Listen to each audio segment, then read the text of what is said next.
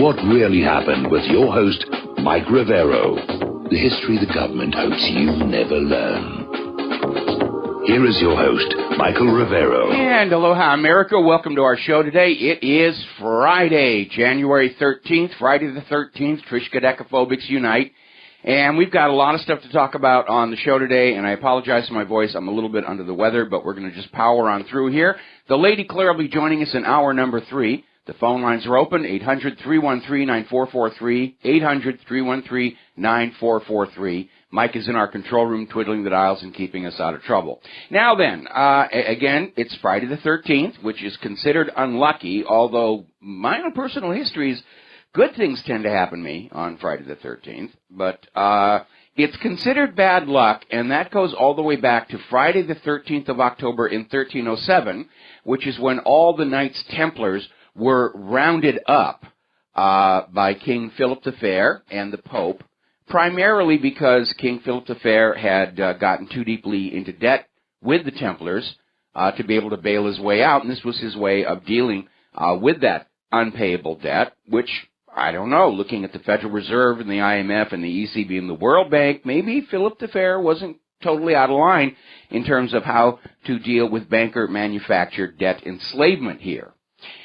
Interestingly enough, the Grand Master of the Templars, Jacques de Molay, the popular notion is that he was burned at the stake, and that's not true. He was actually roasted. They held him above the flames to prolong the agony.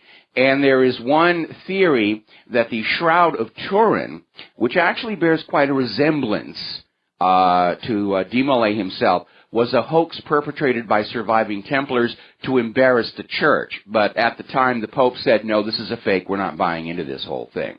Interestingly enough, the Vatican recently discovered a record of the trial of the Templars written by Pope Clement, which ends with a papal absolution from all heresies. So the Pope, even after all the torture and the burning and the roasting and all the rest of it, the Pope said, hey, they didn't really do anything here. All right, getting into the modern world, the desperation by the establishment to get rid of incoming President Donald Trump, which happens a week from today, we've got 1 week to go, it's desperation on the cusp of madness. And there was this article that was over at the Duran.com about how Vice President Mike Pence could stage a perfectly legal palace coup by invoking Section 4 of the 25th Amendment to the United States Constitution, which says that whenever the Vice President and a majority of the principal officers of the executive departments, meaning the Cabinet, transmit to the President pro tempore of the Senate and the Speaker of the House of Representatives their written declaration the President is unable to discharge the powers and duties of his office, the Vice President shall immediately assume the powers and duties of the office as acting President. And there's a mechanism by which the President can come back and say, I'm perfectly okay, but that throws it into Congress, which can literally vote the President out on that 25th Amendment with a two-thirds majority. Now, obviously, all the Democrats are going to vote against Trump, and that leaves only a small number of Republicans who would have to be bribed to do this. But this sounds like another Hail Mary, desperate, long shot, like the riots after the election, the death threats on the Electoral College, the attempt to derail Congress acceptance of the electoral votes, and I don't really see that this is going to go anywhere, and I don't even really see Mike Pence being willing to go along with that either.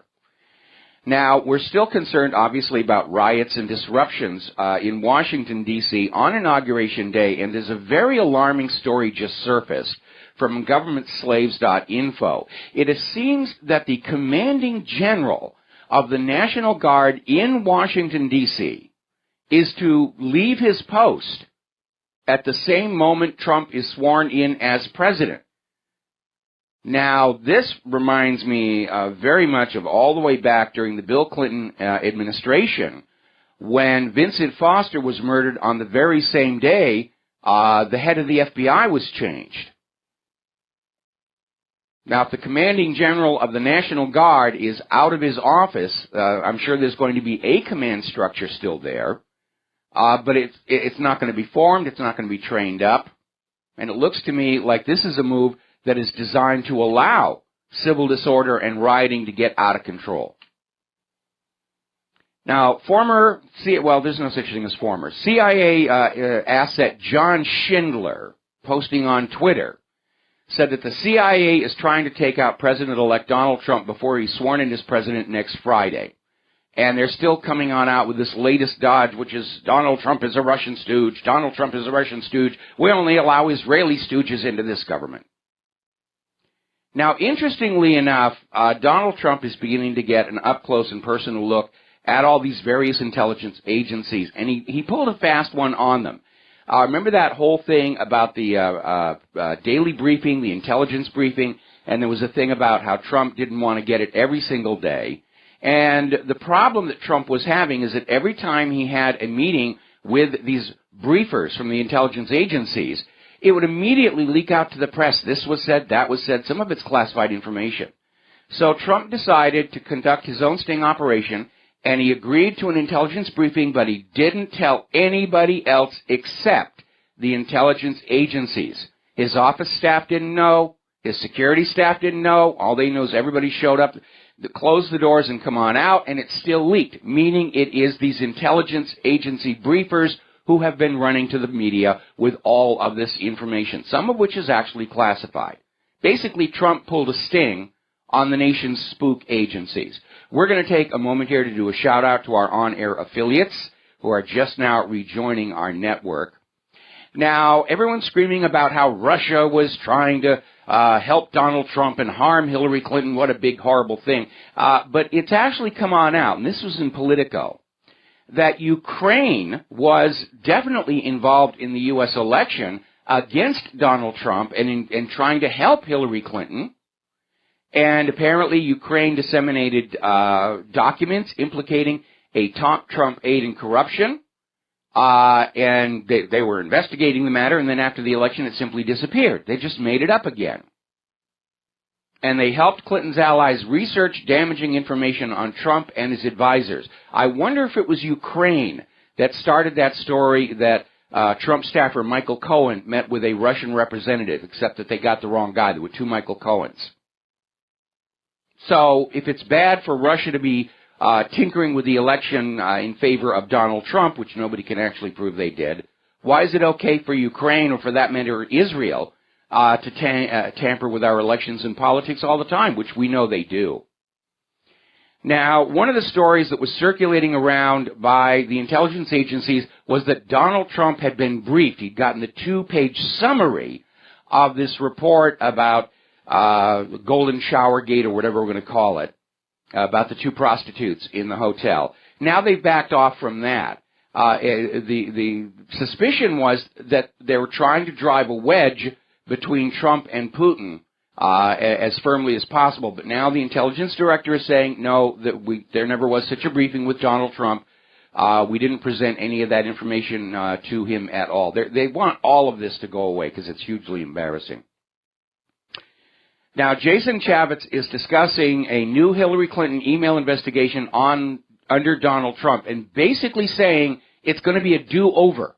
Without the interference from Loretta Lynch, without the interference from the White House itself, they're basically going to start a brand new independent investigation that starts from scratch. And boy, oh boy, would I like to be in a position to feed them some information and questions. Mostly questions. Was Hillary Clinton repeating the Clintons' 1996 Chinagate scandal, selling U.S. secrets to foreign governments, using that weak email server of hers, and using the Clinton Foundation to collect and launder the money? It's a reasonable question. Nobody wants to ask it. Nobody wants to talk about it. I hope Jason Chaffetz talks about it, because we need to know here. Now, basically, Donald Trump is fighting back against Hillary Clinton, saying if you're talking about Russian hacking or any hacking at all, you've got to look at Hillary Clinton, who basically left all the nation's secrets on this wide open server that we know was in fact hacked to by foreign powers.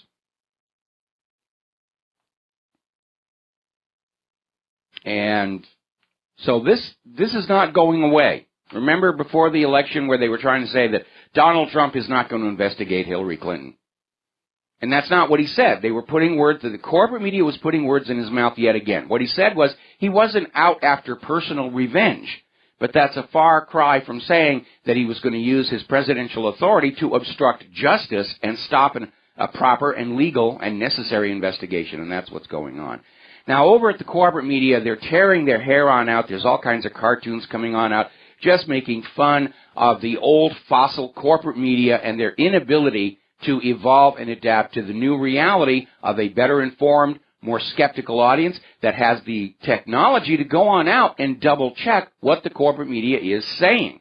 So Jake Tapper and Wolf Blitzer are out there trying to defend CNN and say, we're not the fake news, the independent media, they're the fake news, we're the real news, you've got to watch us. Howard Kurtz came on out with the declaration, it's bad for the country when the press loses the moral authority to mediate disputes, which is media speak for it's up to the corporate media to tell you who's right, who's wrong, who's telling the truth, who's lying, what to believe and what not to believe.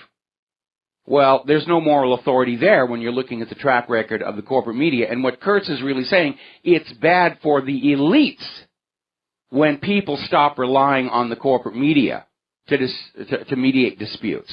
It's bad for the corporate media itself, which has paid huge sums of money to steer public opinion a certain direction. He's absolutely right about that. Now, Ari Fleischer is out there bemoaning the fact that as of right now, all of corporate media is seen on the same level as BuzzFeed. And there may be merits to that. Sean Hannity came on out and said BuzzFeed is basically a propaganda arm of the Democratic Party, and that certainly was true, but so too was all the corporate media. The entire corporate media was shilling for Hillary Clinton and working against Donald Trump the entire campaign last year. They were not objective. They were not unbiased. They didn't really report and let you decide. It was all spin. Article coming out of, I need to see where that is. Well, I'll have to look at it later. Anyway, the most important point to keep in mind about the Russians did it three-way circus. Even going beyond the fact that there's actually no proof whatsoever, the intelligence agencies are saying, we can't show you the proof, you'll just have to take our word for it. No, we won't. No, we won't. But there's nothing there. This is a repeat of Joseph McCarthy back in the 1950s waving around fistfuls of blank paper claiming they were lists of Russian spies. Now, Guccifer 2.0, the second Romanian hacker, has gone public basically saying the intelligence community's evidence for Russia hacking is completely fake. And it is. John McAfee is out there saying the hack, if it was really a hack, and they were able to find evidence pointing at Russia, proves Russia didn't do it because Russia is good enough to know how to get into people's computers without leaving a track back. Remember, Russia is the home of Kaspersky, one of the top computer security companies in the world. They know what they're doing when it comes to malware. I'm starting to think that the reason the Department of Homeland Security was caught hacking into various election databases across the country was to plant evidence framing Russia. And they got caught and they got blocked here. And they're still out there trying to push this Russia's breaking into our system. Apparently, the public service channel C-SPAN was covering proceedings of the Securities and Exchange Commission, and all of a sudden, right when Maxine Waters was midway through a speech about SEC regulation, the programming on the channel suddenly flipped over to Russian state channel RT for about 10 minutes. Oh, the Russians are breaking into C-SPAN now. I seriously doubt it. I think somebody did that so they could scream Russian hacking, and maybe there was something being said by Maxine Waters they didn't want the public to hear.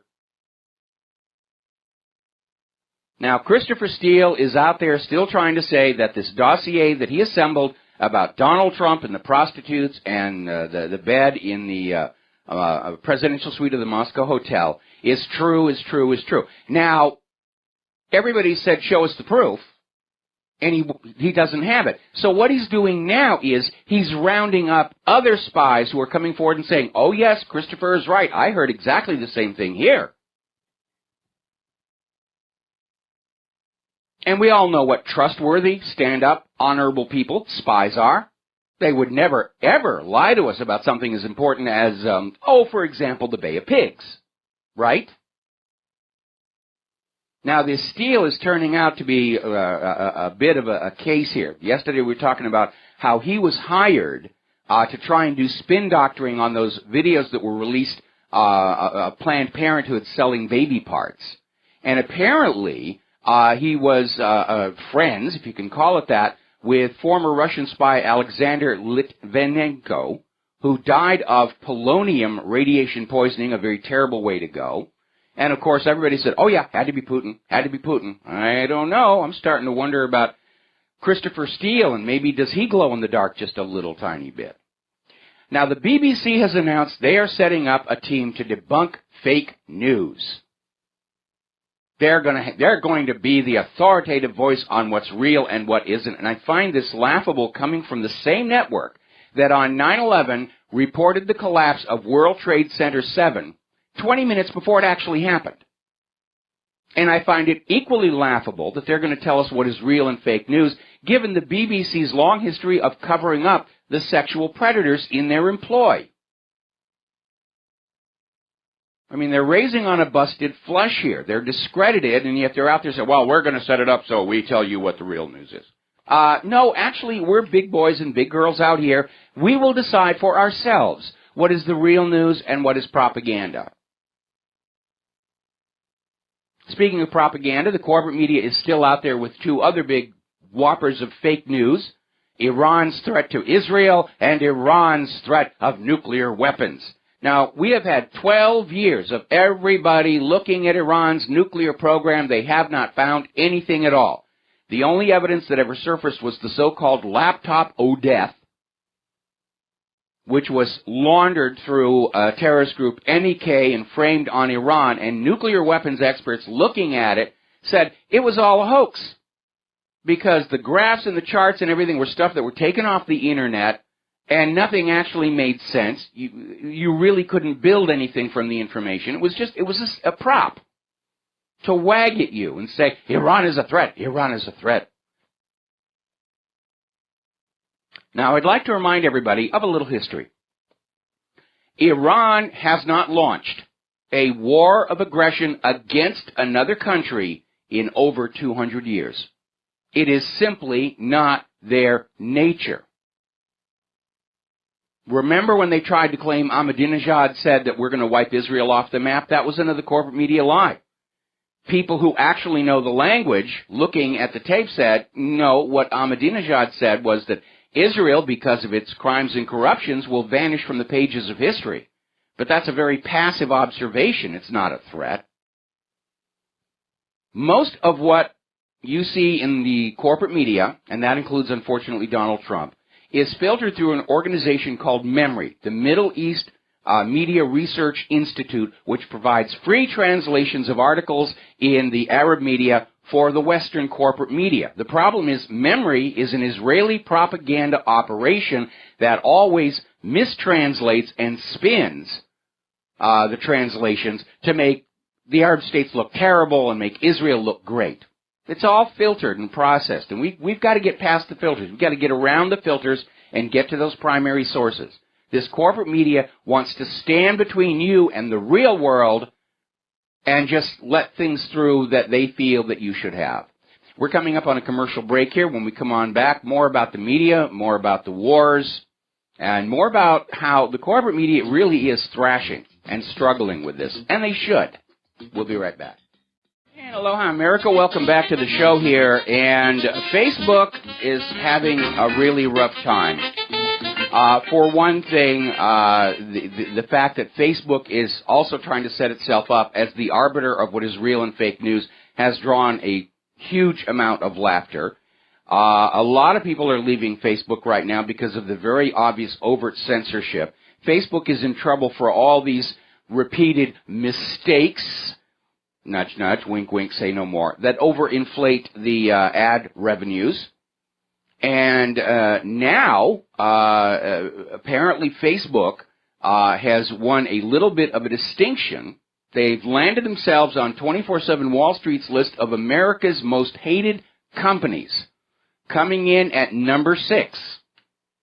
And they just narrowly beat out Spirit Airlines, which for anyone who's been left stranded by Spirit at the O'Hare Airport in the middle of winter, that speaks volumes. But they're now a much hated company. Now, as we reported yesterday, Israel has attacked an airport near Damascus, the Mizah military air facility. The original report was warplanes. Now it's been revised to say missiles launched from around the Sea of Galilee blew up this depot. The explosions could be heard all over the place. The attack was about 5 miles from Assad's home, and there was no reason for Israel to do that. And I suspect the plan here is to goad Russia into taking some kind of an action to protect Syria from Israel, which could then be spun as a threat to Israel and used as the excuse to send those forces massed along the Polish border into Russia. Putin will not bite. He only has a week to wait things out. Meanwhile, this may be the beginning of Trump's disillusionment about Israel and recognition of its true nature. The Damascus water crisis is now over. The Syrian military has retaken Wadi Barada, and so the drinking water is back online there in Damascus as well. Now, here's a bizarre story coming out of Information Liberation. They're quoting a report from Israeli news service Ynet saying that Israeli and American intelligence officials have, in effect, agreed to hide intelligence from President Trump. And their rationale for that is that he's a Russian stooge. If we tell him anything, it'll get back to Putin. Now, I have a little reminder. If what Mossad wants to do, they're going to do here. If you're the American intelligence agencies, I'd like to remind you, the President of the United States is your boss, and you don't have any foundation or legal right to withhold necessary intelligence from him. If you catch him sending it to a foreign leader, then you can take action, although obviously you sat on your thumbs when Hillary Clinton was doing exactly the same. But apparently the push is still on to somehow gin up some kind of a reason for war with Iran. And the concern is that as Mossad and American intelligence agencies come up with ways to frame Iran, that Trump might say, hey, let's not start any more wars on the basis of lies, or even worse, he might give Tehran the heads up. Say, Israel's saying bad things about you again. Now, probably unconnected with Israel's attack on the military base near Damascus, Russia has now withdrawn their 6 Sukhoi Su-24 fighters from their air base in the Latakia province and replaced them with 4 Sukhoi Su-25s, the next one up. So, better plane, fewer of them. It looks like they're just trying to rotate forces in and out on a regular basis here. Now, the buildup of the war machine on the Polish border is continuing. And apparently Poland has just sealed a deal to acquire 70 AGM-158B JASSM-ER missiles from the United States. These have an operational range of 1,000 kilometers and the ability to knock out key stationary infrastructure sites located deep inside Russia's territory. Basically, it's a cruise missile, a very accurate long-range one. And the U.S. is now handing 70 of these things to Poland. All right, we're going to take a break. We'll be right back. And aloha, America. Welcome back to the show here. And real quick before we get back to the war zones, we're getting word that there's been a major fire at a bus terminal on Detroit's east side. Looking at the local media there, they're saying there was a fire and then reports of an explosion. But the further out you go, the media leads explosions and fire at bus terminal. Well, if it started as a fire, there's a good explanation for the explosions, and that would be the fuel tanks and the tires. Those big tires are inflated to a high pressure, and when the fire burns through the rubber, they'll basically pop, and that makes a big noise. So we'll see what's going to be happening over there. Getting on back to the rush to war with Russia. Story, very alarming story coming out of Russia Insider. As you know, the U.S. has been sending all this heavy equipment to Europe last week, tanks and so forth and so on. Now the soldiers themselves are on the way. An entire U.S. Armored Brigade, 3rd Armored Brigade, 4th Infantry Division, is on its way to the Russian border. Now, a U.S. Armored Brigade fields over 400 tracked and over 1,300 wheeled vehicles, including 80 Abrams tanks and 140 Bradley armored fighting vehicles, 400 Humvees. This is a major, major invasionary force. They're all ready for the war. All they need is some way to make it look like it's Russia's fault, either goading Russia into going up against Israel and Syria, or, again, we have to keep in mind those T-72 tanks that Ukraine bought from Hungary. Junkers couldn't even move under their own power. And BBC actually did report on these tanks as being proof of a Russian invasion. And then they had to backtrack from that one. But those tanks are still there. Now, Ukraine doesn't use the T-72, so they've got absolutely no use for these tanks, even as spare parts. The only reason Ukraine would want them is to paint them in Russian colors and use them to claim Russia's invading. And they could still do that. And we need to get that out on social media so people are aware of that. And along with that, we need to remind people of how many times we've been tricked into wars with lies, fraud, and deception. The Lusitania isn't carrying weapons. It was an innocent passenger ship. That one's been demolished. Spanish mine in Havana Harbor. Well, Admiral Hyman G. Rickover demolished that lie. Torpedoes in the Gulf of Tonkin turned out to be a lie. Pearl Harbor was a surprise. No, it wasn't. Roosevelt spent the entire year goading the Japanese into the attack. Saddam's weapons of mass destruction. Assad's sarin gas. How many times do you have to be lied to before you're willing to stand up and shout, I know you are lying to me, and I will not listen to you anymore? Because if you go on listening to the government and that corporate media, we're going to be at a hot war with Russia, and it will go nuclear. So get that story out on your social media. Now, the saber rattling is continuing here in the Pacific. China's state media is warning that if Donald Trump blocks China's access to the South China Sea, it does risk war. And again, there's a reason it's called the South China Sea. And those islands have been recognized as Chinese territory going back to the end of World War II and the Cairo Convention. They're just making a stink over these islands because it's an excuse to start a war. And the issue is not those islands. The issue is the yuan. That's a threat to the American financial sector. So is the ruble. That's what they want to send your kids to be killed and crippled about, removing the ruble and the yuan and leaving the world under the hegemonic domination of the United States Federal Reserve note. That's what all this bloodshed is about. Whose piece of ink and paper the world will use for the next 100 years. Now, somebody sent me this wonderful article, and we put it up at whatreallyhappened.com, and you should look for it. The headline is Communism Dead?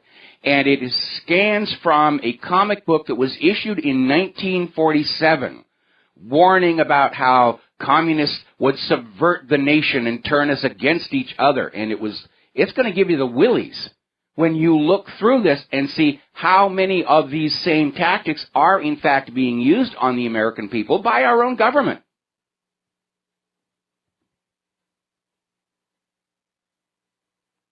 So you got to take a look at that one here. Now, let's get into the economic news here. There's an article that came out of Zero Hedge visualizing Donald Trump's $20 trillion problem. And that is really where Donald Trump is facing his greatest problem. He wants to make America great again. I'd like to see that happen. So would you. So would everybody who voted for him. There's only one problem with it. There's nothing to work with economically. The U.S. national debt, the government's debt, is going to cross $20 trillion just as Donald Trump is taking office. Now, of course, Trump didn't create this mess. He's inheriting it. But when the economy starts to stutter and fall, you can count on the U.S. corporate media to say, oh, Trump ruined we had a wonderful, great economy here going on. Ignore all those retail closings and the 95 million people out of work and all the people on food stamps. The economy is wonderful, and that gosh darn Donald Trump, he wrecked it. And how is he going to fix it? It may require some draconian steps. In fact, over at Sovereign Man, they're saying the only way out of this mess, not just for the U.S., but for the entire globe, is a default. To simply write off all that debt. Start over. Have a modern jubilee. Now, the U.S. Appeals Court has revived an antitrust lawsuit against Apple. And apparently the issue is that Apple effectively monopolized the market for iPhone apps by not allowing users to purchase apps outside the App Store. Well, you actually can do that if you jailbreak your phone. But to be very honest, I did that with my first iPhone because I was just curious what was inside the thing. But most of the apps that I saw from those third parties weren't really very good. Apple's philosophy, and I actually do agree with it, in order to guarantee the usability and security of the iPhone, they want a rigid control over the process of creating apps. And if you're writing an iPhone app, why not sell it through the App Store? Now, there's a lot of standards you got to comply with. And I think the mere fact that you can jailbreak a phone and put your own apps on there proves that it really is not a monopoly. So we'll see what happens there. But in this particular case, I'm on Apple's side on this one here.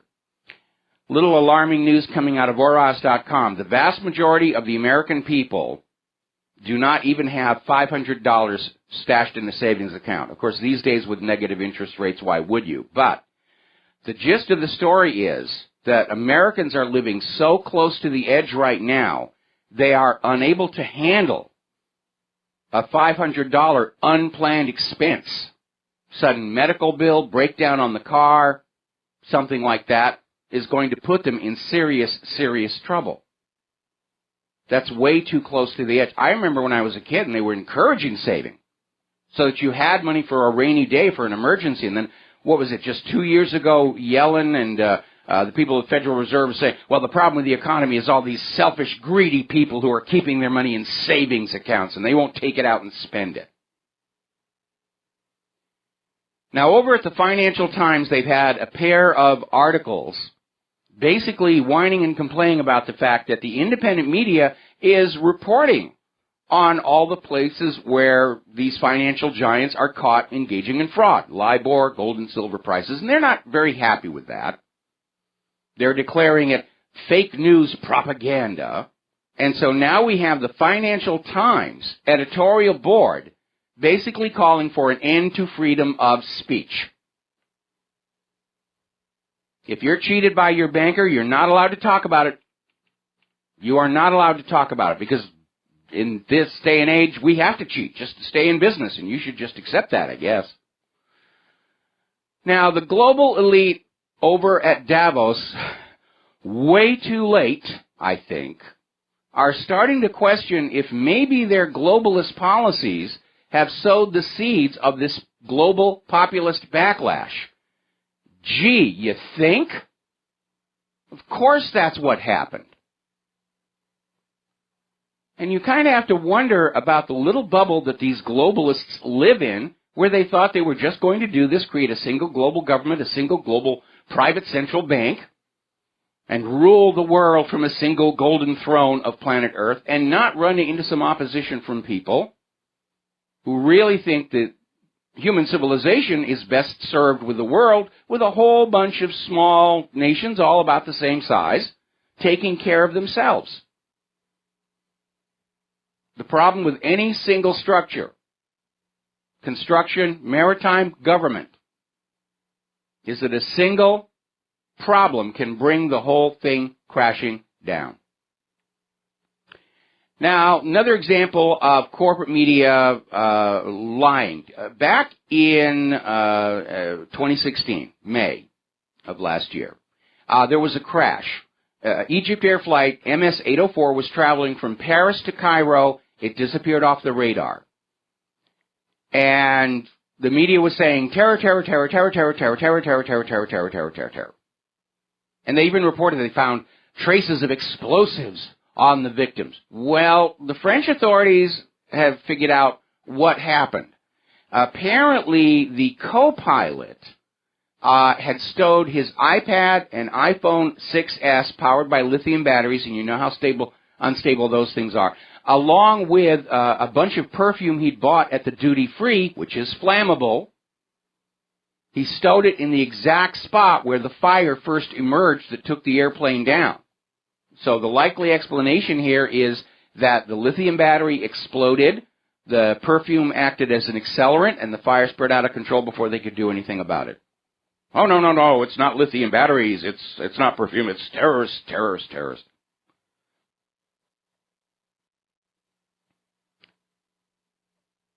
And I apologize for the long pauses, but I'm sure you don't want to hear me coughing in your ear. Now, here's a bizarre little story. Over in Oklahoma, there was a man, and when his high school girlfriend got pregnant, he married her. Okay? The honorable thing to do. Then the marriage started to fall apart, and the man began to notice that the kid really didn't look at all like him. So Thomas had a paternity test. They were heading into a divorce, and of course the mother was demanding child support. And so the boy was 3 years old. Thomas had a paternity test that came back 0. He was not the father. So the judge in the case ordered him to take another DNA test that also came back totally negative. Now, at first the judge ruled that, yeah, if Thomas is not the father of the child, he shouldn't have to pay child support. Let's find the real father. Then they reversed the decision because apparently Oklahoma law says that if you're going to question the paternity of your child, you have to do it within the first 2 years. After that, legally, the kid is yours. Doesn't matter what happened. And it's another example of laws that are not really thought all the way through before some politician passes them and then takes credit for them on the next campaign here. Now, a lot of people are very upset over the fact that Donald Trump put Robert Kennedy Jr., a known vaccine critic, in charge of a commission on vaccine safety and scientific integrity. The pharmaceutical industry is in an uproar. You know, this commission should have been of company and corporate insiders who know what they're talking about, blah, blah, blah, the usual thing. And there's a full court press coming from Big Pharma to find some way to derail this commission, to get Robert Kennedy out of control of it, and get some industry patsy in the place there. And they're out there hurling words about Robert Kennedy Jr., you know, he's dangerous, he's deceptive, he's a demagogue. Basically, Big Pharma is scared that Donald Trump might take away their cash cow. Now, as you know, during the campaign, it surfaced that one of Donald Trump's children may be vaccine damaged, and that may explain why he's sensitive to this issue. We know that the reason Robert De Niro was supportive initially of the documentary Vaxxed at the Tribeca Film Festival is that one of his children is autistic. And there does, forget about does seem, there is a considerable amount of evidence that something is going on, especially with that mercury-based preservative. So now Trump has angered Big Pharma along with everybody else. And they're all trying to gang up on him because, by golly, they want to go on back to that sweet government system where you will be ordered to buy and use products that might actually fry your kid's brain, because there's big money in it. And if we fry your kid's brain, there's even more money in it taking care of the kid. Now, I can understand the panic coming out of the boardrooms of Big Pharma, because the instant it is inescapable that there is, in fact, a link between mercury-based preservatives like thimerosal and autism, and that the pharmaceutical companies have known this going all the way back to the 1940s, the liability lawsuits are going to put them all out of business, and they should. We need to return to a society based on meritocracy. Companies that produce good products prosper. Companies that produce bad products and services are driven out of business. We seem to be in the reverse right now, where the more crooked a business is, the greater its success.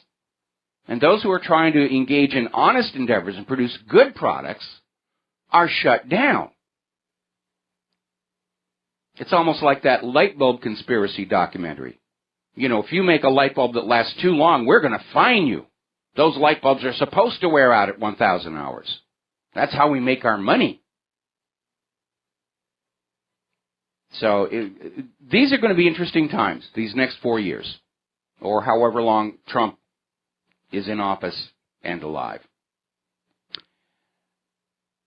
All right, we're going to come up here on another commercial break, and then when we come on back, we're going to be talking about some computers and other information. So we'll be back after these words from our sponsors. And aloha, America. Welcome back to our show here, and we're talking about computers and various other things like that. As you know, there's a lot of data mining sites out there, and starting with Ancestry.com, there are a lot of genealogy sites, and more are coming online. There's one, somebody was making a big stink about Family Tree Now, where you can go in for free and run anybody's name and see all their immediate familial connections and address information and so forth and so on, and raising the issue of privacy. And the issue of privacy is of concern. But a little bit of good news. I went into this site and I typed in my name, and pretty much about half the information was flat out wrong. Addresses I've never lived at, relatives that I'm not actually relative to, people, supposedly my friends that I've never known. So the accuracy factor is so bad, I wouldn't really worry about it all that much. And if the government's tracking systems over at the NSA are of similar accuracy, then it's no wonder they can't actually accomplish anything with all of this data here.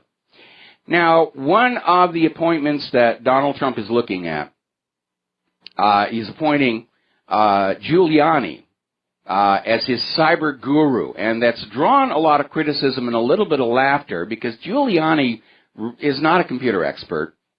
In fact, his own personal website is very easy to break into.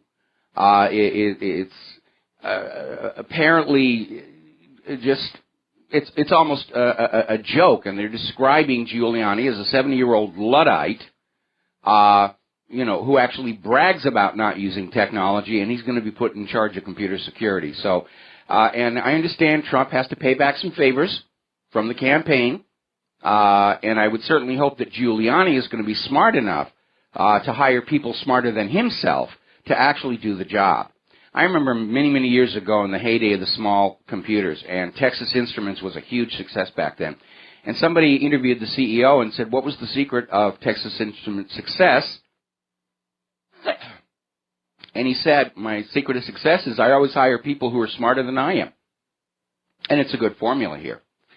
All right, so let's talk about human-caused global warming. It is getting ugly out there.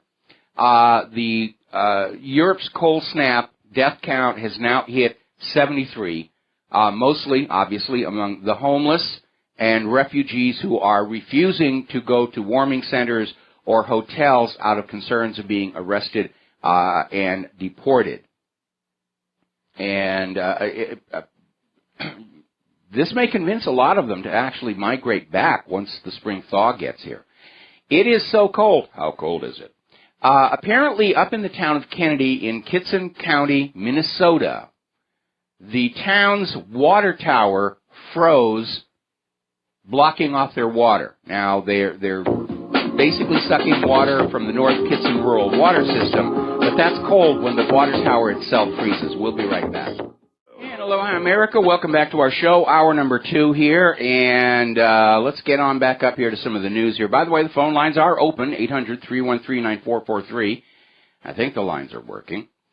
All right, so we're talking about human-caused global warming, and obviously it's not there. And the corporate media is still out there saying, look, the fact that there's snow and ice in record amounts is no reason to doubt us when we say that the world is warming, snowfalls are a thing of the past, which is what they were saying back in 2000.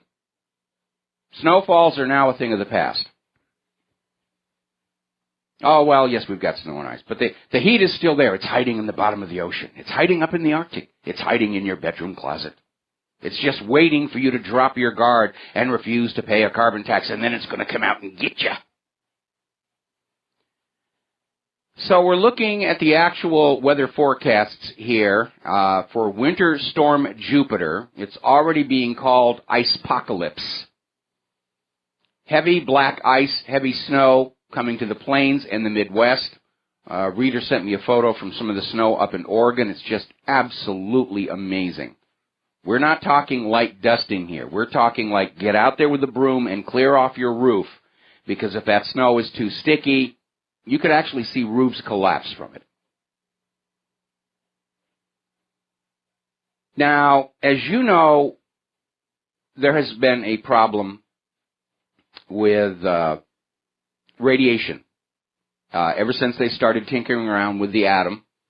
Some of the radiation from those Pacific nuclear tests and Nevada nuclear tests is still floating around there. That Nevada test ground is still a hot zone. You can't go in there. Over at the Trinity site, they paved it over to try and get the radiation under control there, because tourists like to go down there and visit. But there is a problem. And part of the problem is that you've got Fukushima, you've got Chernobyl, you've got 3 Mile Island, you've got Hanford. And the new problem now is that the fracking industry has a little nudge-nudge, wink-wink deal with a lot of other corporations to take their toxic waste that cannot legally be disposed of, and they'll mix it into their fracking fluid, and they pump it deep in the ground on the theory that it will stay there. Only now we're finding out it doesn't, because it's fracturing the rocks. And once the rocks are fractured, that fluid can go anywhere that it wants to, and we've already seen incidents where some of the freed methane from the fracking comes on up into lakes, streams, and ponds. It depletes the water of oxygen, and the fish die off. And they'll always say, oh, the fish died from oxygen depletion. What they're not telling you is the oxygen in the water is being depleted by the bubbling of methane from underground. Now, some of that toxic waste that is the fracking industry is paid to get rid of is radioactive material. And it, too, is percolating up. And just like the fracking chemicals themselves, it's starting to get into the public drinking water. Well, Obama's Environmental Protection Agency has an answer for that. By golly, they're going to solve the problem. They've just approved dramatic increase in limits on radiation exposure allowable in the public drinking water. They've increased the allowable levels thousands of times over the current legal limits. That's their solution.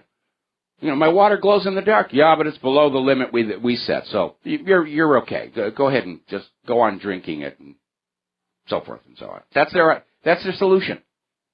And we've seen that before when that synthetic protein plastic was being found in baby food.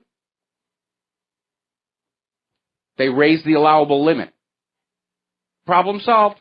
They're within the official mandated government limits, therefore they're okay. We don't have to do anything about it here. All right, let's take a phone call. Mark in North Carolina. Aloha. Welcome to the show. What's on your mind? How you doing, Mike? Mike, I can think, I've been doing, I guess, a little bit of speculation here on what's really going on with the last few days here of Obama's administration before Trump gets in. And part of it is what I get listening to InfoWars. In a way, Alex Jones seems very excited. I think what's happening is there's kind of a civil war going on in his government. I think that Obama basically a dictator. He loves to be a dictator. He loves to declare martial law, cancel the elections, and at the same time possibly use Russia as a scapegoat and go to war there for some kind of a war, thinking it won't be that the White House wouldn't be evaporated, vaporized. I mean, but what I think is going on though is the military is telling him, no, you don't. You're not going to do this stuff. You're going to get out when you're supposed to. And the reason, I think Alex Jones's contacts probably are Mike Flynn, the General Flynn and his son. Even though his son supposedly is not with the campaign anymore, I'm sure his son is privy to a lot of things. And I know he's got, I believe he's friends with Joe Biggs. You remember Joe Biggs? Yes, I remember. He still does. He's part-time with it. And who's also was a good friend of Michael Hastings, who was murdered by the FBI. Yes. He was in his unit when in Afghanistan. He was embedded with his unit in Afghanistan. So I think what's going on is this is where I think Jones is getting a lot of his information. He doesn't say it, of course, but the impression I get. And I believe that is, I do believe that's what's happening. I believe the military has basically told Obama, if you try anything funny like this, we're going to arrest you, plain and simple. We're going to remove you from the White House. And we have to, we'll do it in handcuffs. Well, I doubt it's that simple and direct. Anytime anybody wants to do something like this, the first thing they have to do is ask, can I get away with this? Can I succeed? Can I pull it off? Because the consequences of failure are going to be dramatic, if not fatal. And I'm sure that in the past there have been a lot of times where somebody put together a plan to accomplish something like a coup d'etat or the end of the republic. I mean, the bankers did it back in 1933, and they failed, but they managed to keep it secret. So I think probably what is restraining Obama from trying something dramatic like that is the realization, or at least I hope he understands, that the majority of the American people aren't going to buy the official story from whatever false flag they pull on off. I mean, once a government has lost the population's suspension of disbelief, the party is over. Everybody in America is looking for that next lie, that next deception, that next fraud. But yeah, I agree what you're saying, but I think also it's a little nudge from the military, because if he had any idea of taking over, whether the American people wanted it or not, he'd have to have the military on his side. Yeah, no question about that. Federal police would be killed would be destroyed in a minute by the American people. So would the regular police if they backed them up. The only organization that could possibly, and even they would have a very tough time if they could even do it would be the United States military. But I also think he is considering that war option, because, like you just said, with Israel, what Israel has pulled with the Syrians there. But I think I believe they have told him. They have told him no uncertain terms. Don't do it. Get out of there. He's going to get his way too big pension and his big house in Washington, D.C. with the wall around it, and send his kids to the finest schools and whatever else. You want that rather than a federal prison cell in Leavenworth, or maybe in Supermax in Florence, Colorado. You better behave and don't even think about doing anything like that. Okay, well let me back up here a little bit, because Obama's wanting to find some way to stay in office after his 2 terms. And by the way, every president in the middle of their second term starts thinking, how could I arrange to stay in this job a little bit longer? And none of them have worked out. That is actually a separate issue from the war agenda against Russia. The agenda for war against Russia and China is rooted solely in economic domination of the world, because the United States, if it's not in charge, cannot survive. And right now, the ruble and the yuan continue to displace the dollar in international trade and banking, and that means fewer and fewer nations coming to the U.S. Federal Reserve to borrow U.S. dollars at interest to conduct business with. And that's the problem that underlies this rush to war with Russia and China. Now, as far as Obama trying something dramatic to stay in office, that I think is something that's happening in parallel and is not necessarily linked to it. But again, yes, you're correct. Obama would need the military on his side, and the military might balk at that. In fact, we're looking at this situation from last summer where supposedly Major General John Rossi committed suicide just 2 days from when he was going to be promoted to a 3-star general and take command of the Army Space and Missile Command. And supposedly he killed himself at home, and they admitted they couldn't find any event, no infidelity, no misconduct, no drug or alcohol abuse that would trigger the suicide. Oh, he was just afraid of the added responsibilities. I seriously doubt that. That's not the military mindset. So I remember during the Bush administration and Clinton administration, a lot of high-ranking military died under questionable circumstances. Admiral Borda, for example, and it may be that the president was going to these top commanders and saying, we're getting ready to stage a major transition of this country away from the Constitution and into something that's a lot more fun for us at the top. And some of these commanders may have balked and paid the price for it. Well, I hope, you probably are right to a degree. But remember, once he declares war against Russia, once there's a war against, especially against a major power like Russia, 2 things are going to happen. Either he would have to declare martial law at that point and could then try to stay in, and or he's just putting Trump in a bad position because if the war doesn't turn nuclear, if it turns nuclear, it won't be a inauguration. That will be it, probably the planet. But if it doesn't turn, all right, let me back up here a little bit. Okay. There is no justification for a declaration of domestic martial law when war happens with another country. There's no precedent for it in history, so that is not going to happen. I agree that if they're going to start a hot war with Russia, it has to be like right now, so that Donald Trump can't back out of it once he takes office, which is just a week away. And so I would almost expect to see something happen this weekend where they're either going to do something with the T-72 tanks or they're going to scream that Russia's attacking Israel or just anything they can pull out of thin air and just launch that blitzkrieg from Poland into Russia. Now, they don't have enough time in a week to reach all the way to Moscow, but they could definitely take control of Minsk. That's only about 150 miles in, and they got a lot of rivers to cross and everything. But they could do that. Once they have that, and then NATO says we're not going to give it back, then there is not much that Donald Trump could do to end the war at that point. But Mike, I don't see.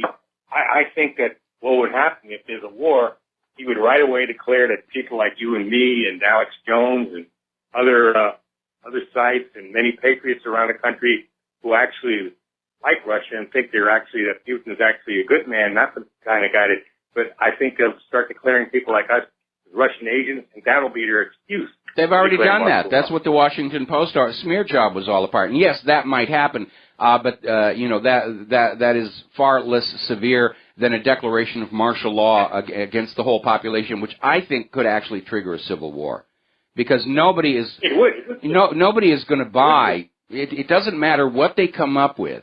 Used up T-72 tanks, Russia attacking. It doesn't matter what this government and corporate media says. The vast majority of the American people, 94%, are not going to buy it, and they're not going to go along. Oh, it would trigger civil war. There's no doubt about it. Yeah, well, I'd like to avoid that. But Obama is. I believe Obama is evil. I believe this man is evil. I believe he would love to be a dictator, and I believe he has intentions of doing that, except that he realizes he won't get away with it. Thank God we do have a military, I think, that's halfway responsible, at least as far as that goes. Well, most rank-and-file military I know, in fact, I would venture to say all the rank-and-file military I know at heart are strict constitutionalists, and so that's a positive thing. Now, as far as Obama is concerned, I don't think terms like good and evil necessarily should even be used here, but he definitely shows signs of sociopathy, as did Hillary Clinton and Bill Clinton, and to a lesser extent, George W. Bush. He definitely has narcissistic personality disorder when you look at how often he refers to himself in all of his speeches about what a great guy he is. And, I do think in the future that we ought to have some major psychological screening of anybody who's running for elected office or being considered for a high office. we've got to start keeping these nutcases out of power. It's really hard to do because right now you can run for president. When I lived in Texas, I was a correctional officer down here. Okay. And I wanted to get out of corrections and get into work at Bell Helicopter and their security, you know.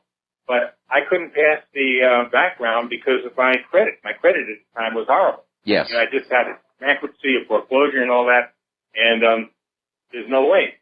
So what the thing is this. But yet, if I was running for president, that would have been fine. That would have been nothing. You saw with Hillary that she could run for president. She couldn't have qualified to have most federal jobs, even non-security jobs. Yeah. And yet, she could run for president. It's going to be very hard to do that. All right, well, listen, Mark, I got to let you go. We got callers starting to call into the show here. I need to do a quick shout-out to our on-air affiliates who've just now rejoined our network. Actually, they joined about 10 minutes ago, and I'm a little late saying hello, aloha to all of you out there. And we're going to switch over to Al in Canada. Aloha. Welcome to the show. What's on your mind? Hey, Mike. I hope you're well and your lovely wife, Lady Claire. Yes. Yeah, you're talking about, it actually kind of scared me a little. I just, kind of tuned in about 10 minutes ago when you were talking about these parallelisms between these people that are dying under suspicious circumstances. And then, you follow it up with what you think could be the reason. And, that sort of thing really scares me because I kind of think that way myself, especially when, these people are kind of like high-ranking within the government, whether or not, they're elected or not, which the ones that are often not elected are a little scarier. And, you were talking about Obama with his speech. I think you said, or I read, he referred to himself 75 times. Is that correct? Yeah, that's correct. Wow. Yeah, see, that's your classic narcissist. Yes. I mean, things got to change. I mean, up here in Canada, our prime minister is basically a dictator for 4 years. I mean, he's out of control. And, I even read on your website something about, drawing parallelisms to the Clinton Foundation, which wouldn't surprise me. I mean... Well, no, that article was basically saying Trudeau has his own foundation, and people are looking at it and saying it appears to be just as much of a fraud as the Clinton Foundation. It's not actually doing a lot of charitable work. It just seems to be a giant slush fund. That seems to be something all top politicians feel that they need and are entitled to. I mean, back in Richard Nixon's day, it was just a safe in the White House that had the off-books money. Yeah, and people don't really realize. I mean, after almost 50 years, it was Justin Trudeau's father who got us into the G7. Canada, that is, and basically sold out the country to the private banks. And, it wasn't long after that, which is like in 1974. I think in 1981, the very first food bank popped up in Canada. And it was somewhere out, like in Saskatchewan and Alberta. Anyway, I appreciate your time, Mike. I hope you have a great day. Thank you very much. All right, thank you very much. And, yeah, it was that joining of the G7, which is why the Canadian government stopped getting interest-free loans from the Bank of Canada, as authorized in the Canadian bank's charter, and started borrowing all of their money from the banks at interest and sticking the Canadian taxpayers with those interest payments. That was part of the deal. If you join the G7, you will enslave your people to our banks and not dare make your own currency and your own money here. All right, we're coming up here on a commercial break.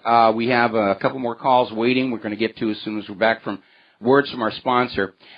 Meanwhile, apparently out in California, the school system is going to launch a curriculum to teach children that the corporate media is always the real news and everything on the Internet should be ignored. Your tax dollars at work. We'll be right back. And aloha, America. Welcome back to our show here. We're going to go back to the phones. Alan in Australia. G'day, mate. What's going on down there? Alan, are you there? Just dropped off for a second there. G'day from Convict Central, Mike. Well, g'day to you too. I've got a question for you, Michael. Okay. Here in Australia, once we have an election, the winner takes over. why is it 2 months before the new president gets into power in America? Surely it needs to change to stop the diabolical shenanigans that Obama's up to at the moment. Well, the reason for the change is everybody is following the timeline established in the Constitution, which was set up in a day when horse and carriage was basically the fastest available transportation. And it may be a little bit outdated, but most incoming presidents definitely are very busy during that 2 months to try and set up their management team going on in. So there may be room for a little bit of an adjustment, but I don't think the president taking over the day they win the election might be practical. I mean, unless both candidates have essentially a government in waiting ready to plug in that instant. Well, yeah, that's what happens in Australia. They go to the election with their policies and government ready to go, and the people decide what to do. And that's another thing. Like we've just had one of the longest elections here in Australia, which was like 2 months election period. Yes. You guys got to go for it over a year. Surely that's such a waste of money. I agree. I agree. I mean, it's certainly very beneficial to the corporate media who are making huge amounts of money running campaign ads and everything. I mean, Hillary spent $1.3 billion on her campaign and still managed to lose. But, yeah, it really is a bit of a circus, and I'm actually in agreement. I think, just like I think we should only put up the Christmas decorations 2 weeks before Christmas, I think we should have the presidential campaign basically limited to 2 months before the actual election, because this last election just got completely out of control with all the rancor and all the fraud and all the backroom dealing and everything. It was a bit of an embarrassment for the American people, for the world to see all of this unfold. Yes. I've just got one more comment and I'll let you go. I just wanted to comment on all the emails that came out from the Democrats, all of them. None of it had anything to do with our policy, about the people, nothing at all other than obtaining money and obtaining power, which kind of points to kind of what a corrupt organization they've become. Well, I mean, it's not limited to the Democrats. Both parties are equally corrupt here. And, yeah, it was an eye-opener for the American people, and that's why the Democrats are so upset, is that the American people got to see what they're really like instead of making their electoral decisions on that carefully crafted media image of Hillary Clinton.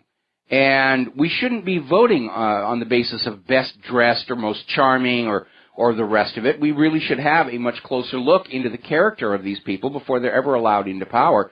And we did get to see Hillary's character and that of her close associates fully on display with those emails. And the interesting thing is we need to focus on what was on those emails, not how they came to be made public. It's almost irrelevant at this point, although I think Seth Rich leaked them. But this circus about Russia hacking, in part, was to keep people's focus away from what was actually in those emails. And I'm not too sure if you realise, Mike, but you and Claire are a very important resource for the world. When anyone wakes up, I know in Australia I point them directly to whatreallyhappened.com because you cut to the chase, and it's really helpful for people when they're first starting to find out what's going on in the world. So thank you. Thank you. And thank you for the kind words. And I'm just doing what I'm doing here, and I prefer not to think about how much impact, where, and when, because that kind of thinking can drive you crazy.